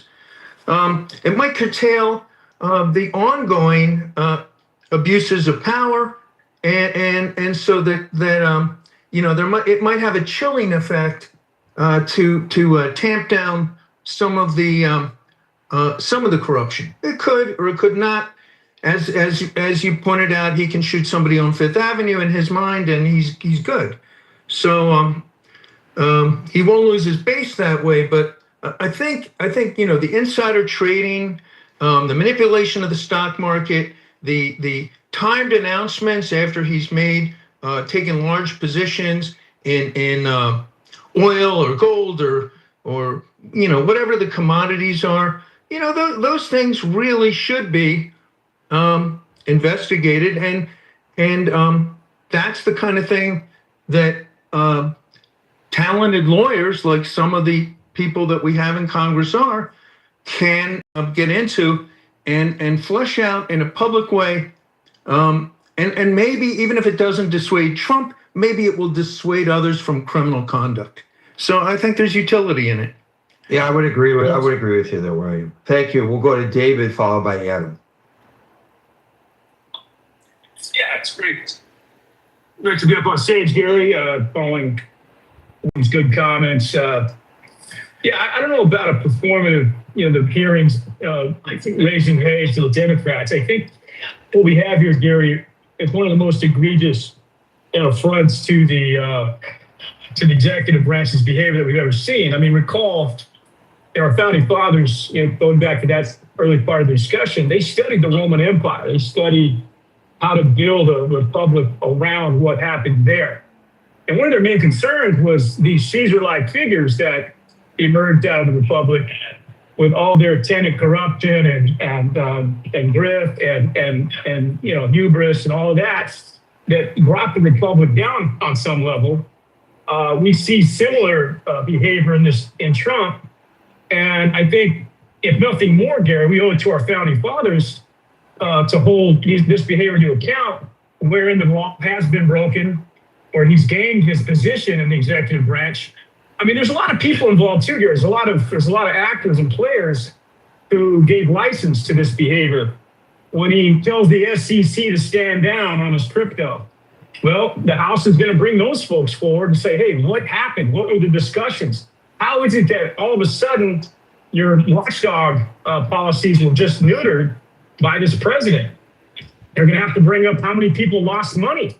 Apparently, there's billions of dollars that the common man and women also lost in his grip. We're seeing his ability to do an end run around banking policies. He's trying to set up his own bank in this country with his sons at the helm of this stuff. So there's a lot of things here. I mean, I think at the end of the day, Gary, Trump got into office. He said, my 4-year clock is ticking. I'm not going to make the same mistakes I made in my first term. I'm going to set about and go to work to enrich myself as massively as I can. And that's exactly what he's done here. So either the American people want to understand and know how he pulled that off and what levers of power he abused to get to that level of wealth, and what institutions in our own government were compromised, and why were they compromised, and who are the folks that allowed them to be compromised. What congressional members and staff members also looked the other way. I mean, this is the Roman Politburo where it's like, okay, Caesar, you can do whatever the hell you want. Just make sure we get ours. Make sure we're eating oysters in the chamber and drinking fine wines and grabbing the ladies or whatever it is you like. So Gary, I mean, this has to be addressed, because going forward, we've set a massive precedent going forward that this is what presidents can get away with. And the other issue, Gary, is we're also dealing with the pardon power. This is another abuse of the founding fathers I think Trump has wielded with great effectiveness, because if he's able to pardon, if he's able to say to folks, hey, I know we're breaking the law here, but don't worry, I'll throw a pardon on the way out. Just make sure you take care of me and you'll have your job. Then we need to investigate the abuse of that, and maybe Congress needs to enact legislation that addresses that. So when you're able to pardon and potentially pardon yourself, so it makes it very easy to go out and commit the financial crimes you're going to commit. Wielding the White House, wielding the State Department and international diplomacy as well as also has to be investigated, because we're seeing how good friends and allies have potentially been compromised by the use of our economic largesse, by the use of our military protections. We need to understand to what extent our nation states around the world have been abused by this guy. How are they abused? So I think that also has to be taken into account. I mean, look what's happened in Venezuela. We're talking about oil revenues, Gary, that have come out of Venezuela that ended up with some bank account in Qatar, or wherever the location is, and he controls that. Well, we need to understand what that looks like, right? I mean, how can he go along and decapitate a country and then all of a sudden enrich himself off of that? So these are all big questions that only a Congress with hearings and proper interrogations can get out and can bring to the light of day. So if nothing more, Gary, do we as a republic want a similar outcome potentially coming down the pike in 4 years or 2.5 years? Or do you want to check this on arrival and hold him to account? And maybe he may not do any jail time, but if anything, there could be a clawback effect. There could be a way to leverage lawsuits and judgments against his family and his corporations and claw some of that money back, particularly in the crypto area. Because I guarantee you, Gary, there's a whole lot of underhandedness that took place for that, from the pardons that he gave to former crypto czars, crypto kingpins that were out there that were brought on charges of corruption, then let go via pardon. So there's a lot there that can be examined as well. So yeah, I think the Democrats have their work cut out for them if they take the House, particularly if they take the Senate. And I think whether they make hay or not hay, I think the American people have to understand what's happened in these last year and a half going forward. And I'll land there. You know, Republican control of the House may be less an issue with regard to policy and more an issue with regard to exactly what we are discussing today. This may be what the president is most concerned about at this juncture of his second term. The potential embarrassments of now, they're going to, of course, attack the process as being partisan. And the process is going to be partisan. There's no question about it. But that doesn't mean that what is learned ought not to be learned necessarily. And I think he may be concerned about that. Yeah.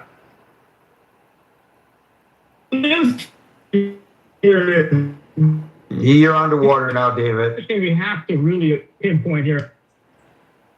Is that better? No, Is that better? no, we kind of lost you. Sorry, buddy. Adam, followed by Z. I mean, I don't know what Republicans expect to happen when Democrats take office, but they spent the last 2 years owning the libs, and they've made the libs very angry. So they should expect extreme vetting, as it were. Right? Like, you knew what it was when you got in office. You did Doge. You had American citizens in the middle of the street, and then lied about them attacking the cops or the ICE agents. Right? You got all this insider trading crap going on, which is fine, right? You did what you were gonna do, and now it's gonna be time for some payback. And people just you just gotta be adult about it and accept that your actions have ramifications. That's just what it is. And I'm not gonna be here for the crocodile tears, right? I don't wanna hear anybody crying and bitching about it, because this is the world that Donald Trump has run. He did not govern and does not govern for all Americans. He governs for, he doesn't really govern for his voters, but he definitely doesn't govern for people who live in blue states and blue cities, right? So you should not expect when we get into office that it's going to be all peaches and cream and we're going to work together. That's not going to happen, right? You should expect the full force of whatever our Democrats have to be used to the full extent of possibility. And you can cry about it when it happens, but that's just what it's gonna be. And when you were in power, you weren't governing in a way that would lead to any other outcome but that. So accept what is going to happen, because it's going to happen, and take it like a man. Don't cry about it, right? Have a stiff upper lip. You know what this guy's done. You know that your party has provided no oversight this entire time, right? And it is what it is. So that's why I said I wasn't going to give him away. I'm not going to get what I want. What I think is healthy is not going to happen. Yeah, it's just not. Mean, if people wanted what was healthy, they wouldn't have been if Republicans wanted what was healthy, they wouldn't have voted. Yeah, if people wanted what was healthy, they would have made many different decisions a very long time ago. I agree. They had 15 choices in the primary in 2013, and they picked Trump again, and this is what it is. So we're gonna ride or die on this thing, right? We're going all the way. So don't expect it to be like it's the 1960s. It's not. You did what you did when you put Trump in office again, and we're gonna do what we're gonna do. That's how it's going to be. It's going to be a fight. People wanted a fight, they're going to get a fight. And the problem is they're going to get a fight with people who are actually competent, right? So they're going to get in office and they're going to be organized, right? They're not going to have 8 dummies who don't know how to run anything. So I just it's very tiring when people act whoa, why are Democrats so mad? Of course they're mad. You threw a bunch of people out of their jobs in the federal government for no reason. It's fine if you wanted to do it, right? But like, expect retribution. Why do you not expect them to get back at you? That's like kind of what tit for tat means. Like, I think there is a sense that only Democrats are supposed to be adults and be magnanimous, and Republicans get to do whatever they want to do when they're in office. Well, that's come to an end. I don't think anybody believes in the they go low, we go high stuff anymore. No, like, actual voter believes in that. That's kind of why some of these leftists are winning, right? Because people want to see some spine. They want to see some fight, right? Because the way Republicans are behaving, especially towards people who live in major metropolitan areas, is unacceptable, especially when we make all the money, right? So there's gonna be payback for it. 100%, I'm here for it. I'm ready for it. I'm not asking my representative to be nice to anybody in that administration. And they should use every tool possible to hurt those people. And then maybe next time when we go through this cycle again, maybe then they'll learn not to do the thing because there are negative ramifications to them personally after the fact. That is how it's going to go. We're not going to roll over. We're not going to be soft, because you don't get anything from Republicans by doing that, right? When you just turn the other cheek and they steal a Supreme Court seat, they just continue on forward, right? So maybe when they get punched in the face, maybe they'll learn something that time. We'll see if that works. So as you talk, I think back to Marshall's argument about the Democrats using the congressional hearings as bully pulpits for partisan purposes. And I'm thinking, well, wait a minute. The biggest bully pulpit in the nation is the Oval Office. And certainly the current holder of that office, occupant of that office, uses his position for political promotion on a daily basis. So your point, I guess, extends even to that. How would anybody expect that the Democrats would respond in an apolitical manner while investigating what's been going on for the past 2 years? I mean, I want it, but I don't expect I work in the pharmaceutical industry, and I saw that when Moderna had their phase 3 data on a flu vaccine that was positive, the FDA under the Donald Trump administration, who had that kook, who was the head of the FDA for 5 minutes, they decided that they weren't going to review the data just because he doesn't like mRNA and Moderna, right? And they had to backpedal once people got up in arms, the business community got up in arms on it. But that's what we're dealing with, right?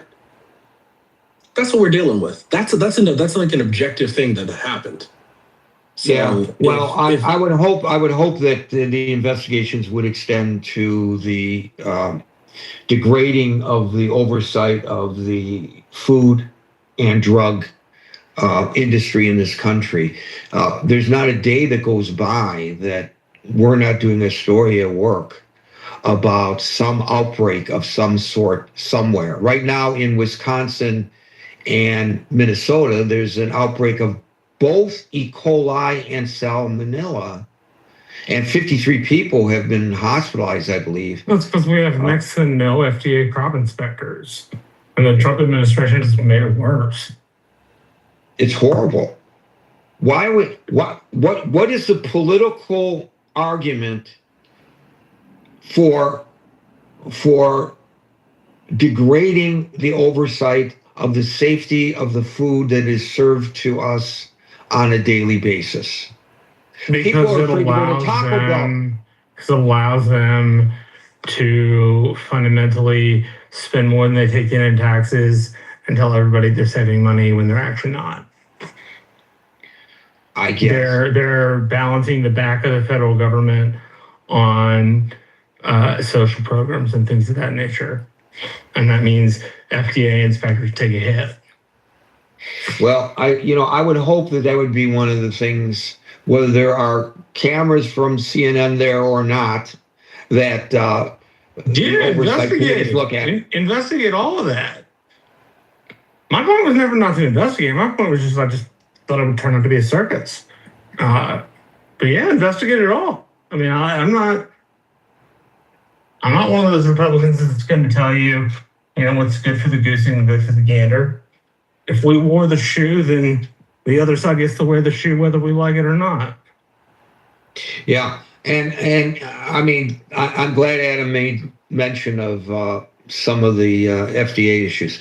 It's a serious problem, and I want somebody held accountable for that as much as I want the people who were involved in the Epstein scandal held accountable for what they did. There's so much lack of accountability on certain levels in our society. Isn't it crazy? Well, yeah, I mean, we hear a drumbeat. A prince in the UK gets it from Epstein, but nobody in America, no American person. Right. You have guessed that would have been the outcome. No, Adam. And the thing is, it's just reprehensible that we cannot, we demand that the common criminal on the street be held accountable. And we complain, perhaps rightly so, about no bond policies such as we have in New York State, in which the person is turned out on the street to continue his illegal activities before the cop is through filling out the booking forms, because the person is never actually booked. They're given a notice to appear, which the cops refer to as a notice to disappear, because that's what they do. They disappear. And we demand accountability for that, and probably rightly so. But where's the accountability for the high-level transgressions that go on? And I recognize there's always been a disparity in that regard in not just our society, but perhaps all societies. But whether there is a disparity or not, people are getting sick on a daily basis. How much of that is due to a reduction in the FDA staffing? I don't know. I'm concerned about the messaging on vaccinations. People are actually dying. Children are dying because parents are getting the message that the vaccinations are not all that important. And so measles, which were eradicated, we know what's going on with measles. Why are they doing this? To what end? Your job as the people we elected to put into office, meaning not just the people who are elected, but the people who are appointed by the people who are elected, is to protect the American public. That's your job.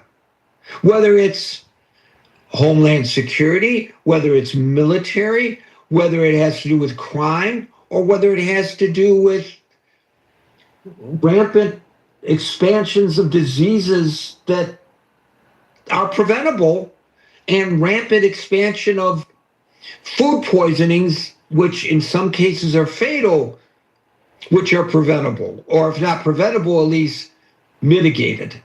The possibilities are mitigated. That's your basic responsibility. And our government is failing in that regard, isn't it? Would anybody argue that the government right now deserves high grades in these areas? No, I wouldn't, but other people might, but I wouldn't. I would not, but if I could speak, I do. If you will, I'll get to you. Okay. I'll get to you. So I know people get frustrated because I am long-winded. That person was correct about that. Anyway, I hope that these are things that are discussed if the Democrats get control of the House, and a shame on the Republicans who have control of these oversight committees for not demanding these answers. You can argue all you want that the Democrats will be grandstanding, but the silence of the Republicans is a partisan issue as well. They are silent for partisan reasons. So their own constituents die because the party has to come first. So if the Democrats are doing it in order to call votes in future elections, at least by doing so, they're trying to, I think, right some wrongs that are going on in government in the process.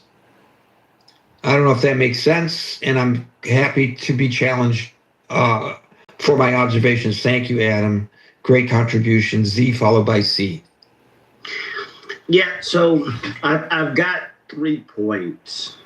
So the one point that was brought up, it was speaking about the pardon of the CEO of Binance, which is a cryptocurrency that is actually essentially more like a multi-nation corporation. My first question is, why would Donald Trump do that?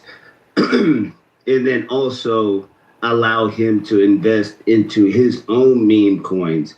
And the real thing about his meme coins is that they actually don't serve a purpose. Usually, what actually needs to be seen in the cryptocurrency space is that it would have some type of function. It did not have a function. And they've already showed that he made $200 million off of that. The second thing I will say is that when we're looking at this Iran war, who actually benefits off of it? And that's something also we need to see. Also, my third thing will be like this. We have Howard Lutnick, who is a Secretary of Commerce. He openly lied about his and excuse me, I'm sorry, my throat's kind of parched. He openly lied about his interaction with Epstein. And then when the Epstein files came out, it showed that he actually went to Epstein's house multiple times, then also went to Epstein's island.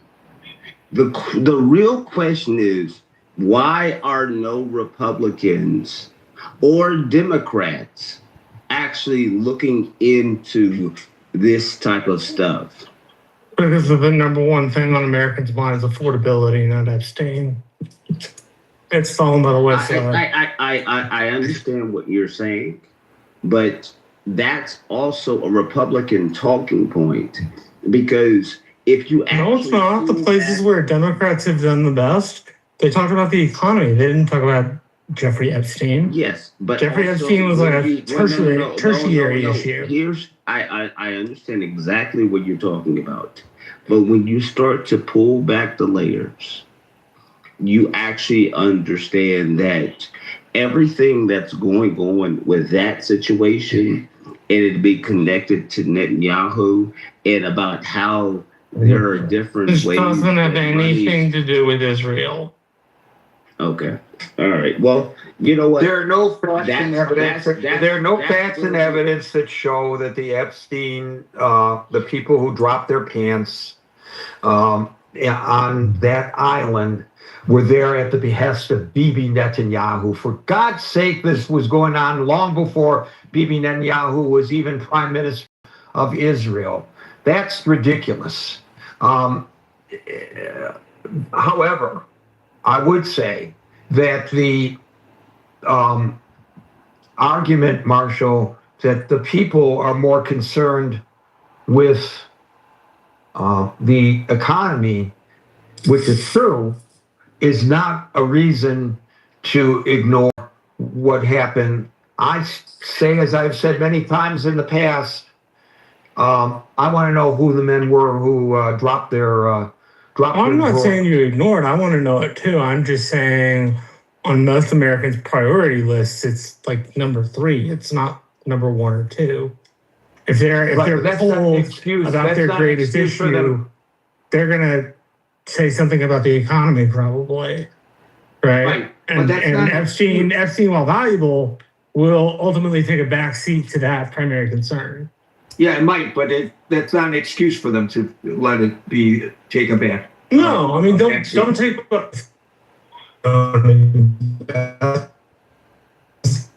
You're underwater, Marshall. I can't hear you, Marshall. You're underwater. Sorry, buddy. You're underwater. Anyway, I actually called Z before C, but that's okay. Z followed by David. Hey there, guys. I'm just pulling into my driveway, so I hope you can hear me. And your driveway is a better place to transmit to us than wherever Marshall is right now, unfortunately. I know sometimes it sounds like he's playing that, I don't know what to call it, something you put in your mouth, you twang it. Anyhow, I remember that when I was a kid. But anyhow, I'm just going to keep it. Well, first of all, I want to say thanks, Gary, and thank you to everybody who shared. And hello, friends down there listening and learning like me. And I hope that hope that Trump is investigated on, I think it's David maybe that I listened to, and I kind of agree with David with no matter what he seems to say, I kind of agree in that level. I just say that, people are really upset right now, and that's an understatement. And there's a lot of people right now suffering in the state of Massachusetts. And I heard today it's going to get worse. And these are like things that are affecting people who are senior citizens and other populations on fixed or no income, stuff like that. I know I'm a little bit off base, but I would like to have things like AI and the rollout of AI and the stealing and the selling of our data. That's just insanity. So now I've got another letter that my medical stuff is all over the internet. Like it's bizarre. So, and other things are happening about how you pay bills and who can look into your bank account. And this is all stuff that really is concerning to me. And I hope that he's investigated. I also hope that there are Democrats who are also investigated. I do believe that, it took both parties to get us here. And Trump was, like an oil can who lit the match on himself. And if anybody here cares about the food system, which is not doing well, there's agriculture discussion here in Clubhouse quite often where you'll learn about what's going on with that stuff in the FDA, which is not fun. And this is why our people are sick from eating bad foods. I know this goes on a lot and it happens a lot, but it just seems like either I'm watching too much news or people are getting weird diseases and sicknesses from insects and foods and stuff like this. And the vaccines is a whole nother topic. So there needs to be a lot of investigation, but he's at the top of my list. Thanks, Gary. Thanks, so your guys. Comment about your medical records being leaked. Oh, yeah. It's a shame. Your comment about that may, on the face of it, seem to be off topic, but if you really look into it, many major data leaks Absolutely. are actually tied to shortcomings in government oversight. There have been warnings. There have been warnings about that. There have actually been, since we're talking about congressional investigations, there have been congressional investigations into incidents of data leaks. Now, primarily within the federal government, I recognize. But there was a huge leak, if you'll recall, of the personnel information of government workers. And the investigation by Congress, and I can't recall whether there were cable news network cameras there during those investigations or not, but those investigations did conclude that the agency leaders repeatedly disregarded warnings and recommendations from their own inspectors general. So the government is not doing a good job. There are regulatory gaps. Fuck me. Okay. Anyways, we'll move on. Sorry about that. Someone just almost hit me with a car. Sorry about that. I didn't know I was unmiked. Yeah. Say 3 Hail Marys. Apologies, everybody. I didn't know I was on mic. I almost not a great Philly driver. So Yeah, I also always remember that the microphone is open, even when it's not. I didn't even know how I was on mic. That's crazy. And also, the same goes for a gun. Always presume the gun is loaded. That's sage advice. That's sage advice on both points. Thank you. And I'm glad you're safe. I didn't hear F me crash. That would have been much worse. Thank you, Z. You're absolutely spot on. David, is your microphone working properly now, David? I hope so. Can you hear me? Yeah. Is that better? A little bit. Yeah, so I think what I was going to attempt to say, or my mic got all messed up, was, part of this activity by Trump and his administration is in broad daylight, obviously challenging and impacting the transparency and the rule of law that this great nation has come to rely upon and to operate under. One of the reasons we're the great safe haven of the world for money and investments and reserve currency status is because our laws work and because we have transparency. And because when a company discloses what they've made, you can invest in that stock with accuracy, with some level of accuracy, because they're beholden to shareholders. Well, under Trump, he's run afoul of a lot of these norms and strictures, which undermines the credibility component of our government and our country. There's a reason we say we're different and we're better than the Russians and even the Chinese, even the other dictators around the world, is because we have the rule of law. Ronald Reagan, I have a great quote in my profile about Reagan talking about how every 4 years we elect a new president. It's an absolute miracle to most countries that we're able to do that without, except for the January 6th event, without violence or retribution. So Trump is really, say what you want, but he's done, hopefully not irreversible damage to our good name and to the things that make up what America is. And I think more than anything, I think that's why investigations will continue, not because they're looking to grandstand or make hay, but because we have an obligation to this nation and what it stands for to do that very thing. I mean, even Ronald Reagan, I remember watching my first government hearings coming out of high school, the Iran-Contra affair, and I was just blown away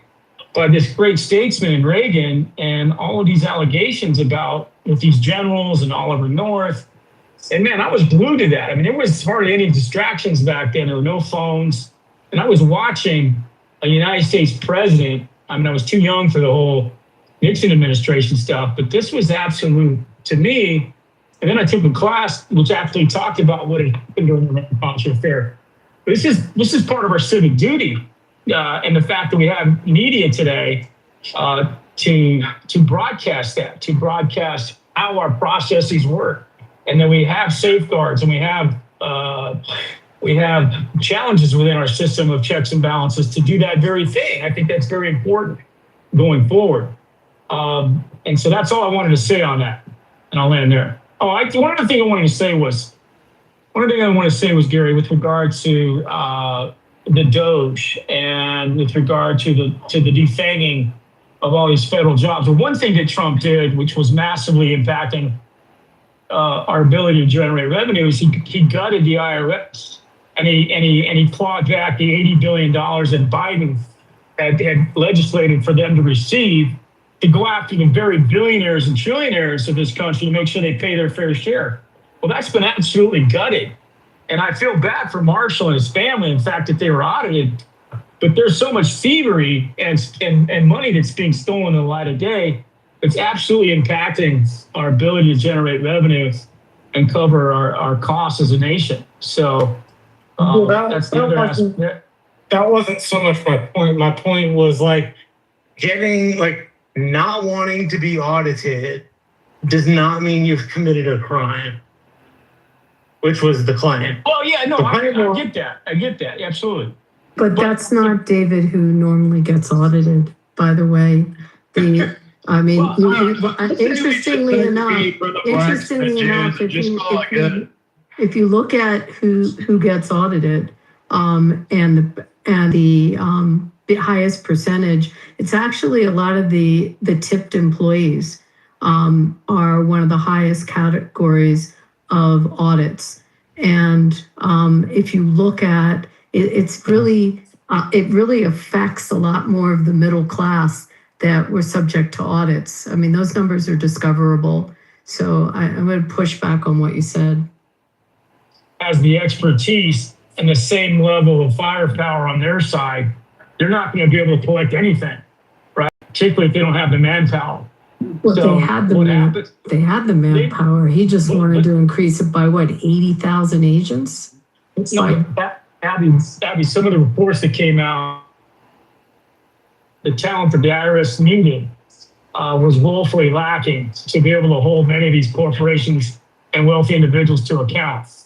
And I don't have a way to post it here, but no, we're talking billions and billions of dollars that aren't collected every year. And there's government oversight agencies that report on this, unless Trump has gutted those agencies to provide that information. Right. So, look, he's not a fan of paying taxes. He's not a fan of being audited. I get that. So, according to the latest information from analysis by the Tax Policy Center, it's kind of U-shaped. Ultra high earners. The Chinese are just licking their chops with the amount of money they're spending. David, you're dropping packets. Sorry. Okay, sorry. I thought you were through, and I was responding to you, thinking that you were through. Okay. So, according to the Tax Policy Center, it's kind of a U-shaped thing where ultra high earners on one end of the U shape and low income taxpayers who claim specific tax credits on the other end are most audited. The middle class wage earners actually face the lowest audit risk of any population. This is according to the Tax Policy Center. I want to take a quick look at the discussion that we've been having about the degrading of regulatory agencies during this administration. And according to the American Bar Association of all groups, the Trump administration, they analyze, has systematically targeted dozens of independent and executive regulatory agencies.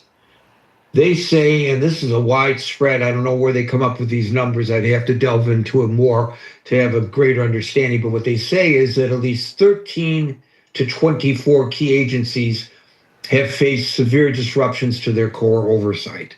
Now, some of that oversight might have been a waste and unfair regulatory pressure on industries, but clearly when it comes to things like the FDA and what's getting into our food chain lately, there is cause for concern. Abby. Well, just respond to that he made a promise to the electorate that the majority of the nation elected him to drain the swamp. And the swamp was full of bureaucrats and maybe too many bureaucrats. And, I don't think he did anything different than what he promised he was going to do.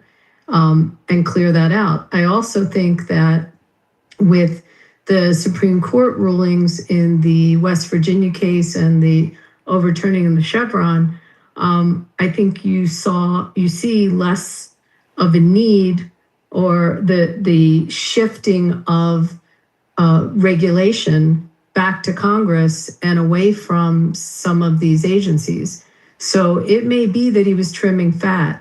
I mean, I see the ramifications of it in some of these agencies, but I also see a lot of the the fat and the pork that needed to be trimmed. So I think you have to look at it both ways.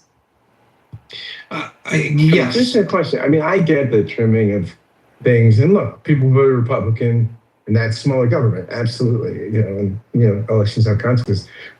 But how is it draining the swamp when you're firing all the inspector generals? Like, firing the people that are the regulatory people. They're supposed to sort of keep the swamp clean. I mean, that strikes me as not a drain the swamp move. I mean, it strikes me as and all the crypto stuff and everything. The thing, I mean, I think most Americans, and I saw a poll today, a majority of Americans, 60-some%, 67%, or close to 70, think that Trump's business dealings right now are inappropriate, the crypto stuff and everything. I mean, that all seems really, really swampy, right? I mean, it just. So I mean, I see on one level, yeah, the drain and swamp with the sort of look, get rid of the of some of the fat. And again, people voted Republican. That's I expect that. But gosh, wouldn't it look a lot better if there wasn't so much appearance of evil at every corner? Wouldn't the credibility of drain the swamp seem stronger? I'm not negating that. I'm just saying. I mean, I think they're two different things. And I'm not praising his business dealings. I'm just saying that he kept his promise about cutting the fat in government. And perhaps in those inspectors, some of them may have been political appointees. They're you'd probably have to look at case by case on some of these people. And it is a new regime coming in. That it's a Republican one that is changing who's in these positions, and that's his power to do, is running the executive branch. But my point was responding to Gary that there may have been too much in these agencies, and agencies like the Department of Education that he's trimmed, that is an example of a promise he made during the election, and people voted for that.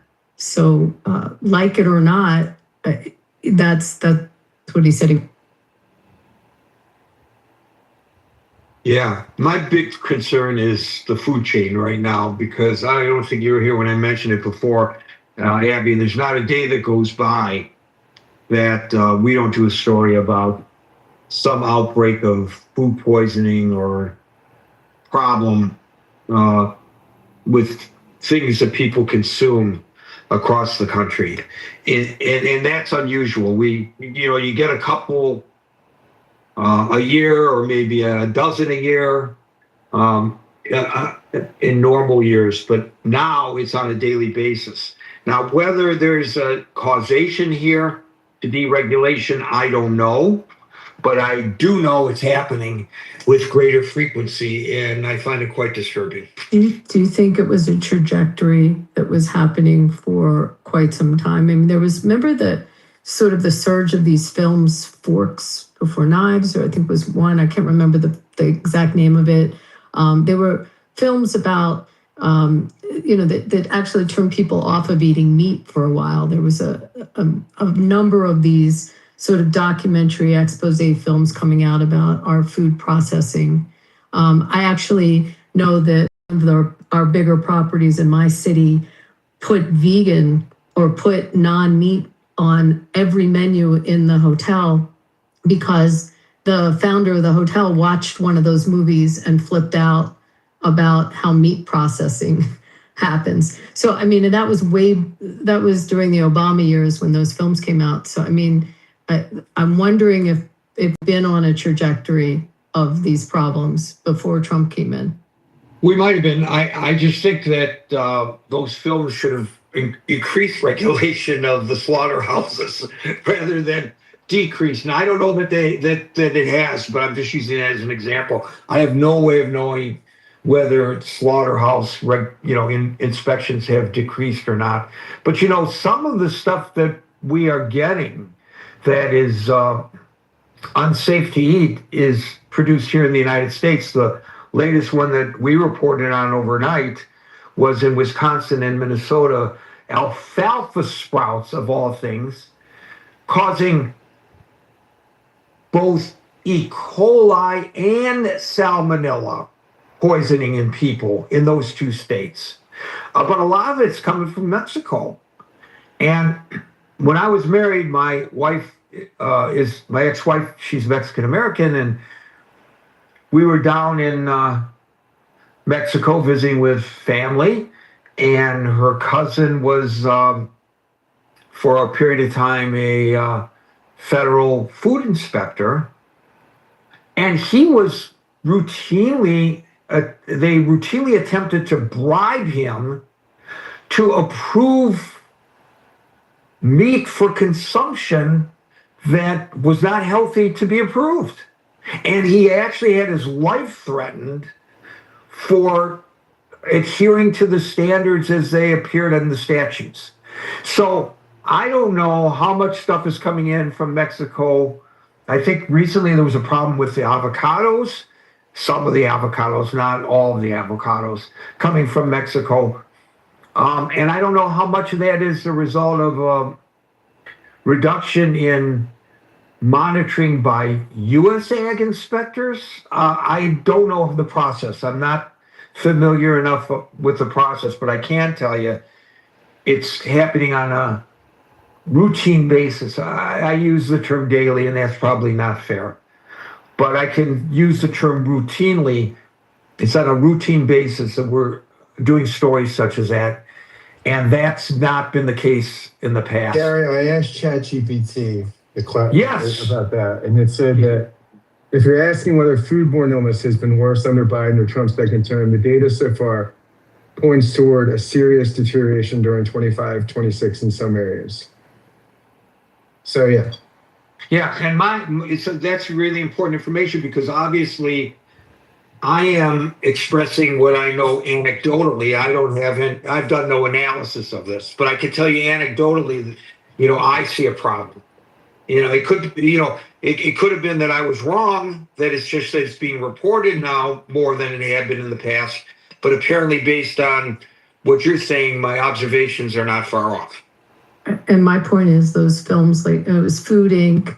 and Forks Over Knives and Fat, Sick, and Nearly Dead, they all came out during the Obama years. Right, but here's the ironic part about it. They were talking about meat, and lately a lot of the foodborne illnesses come from vegetables. So when I told my mom I didn't want to eat the vegetables, maybe I wasn't so far off. Folks, we're here Monday through Friday from 5 p.m. New York time. So until 5 p.m. New York time on Monday for the next edition of the Critical Thinking Forum, everybody be safe, be well, have a great weekend, and peace out.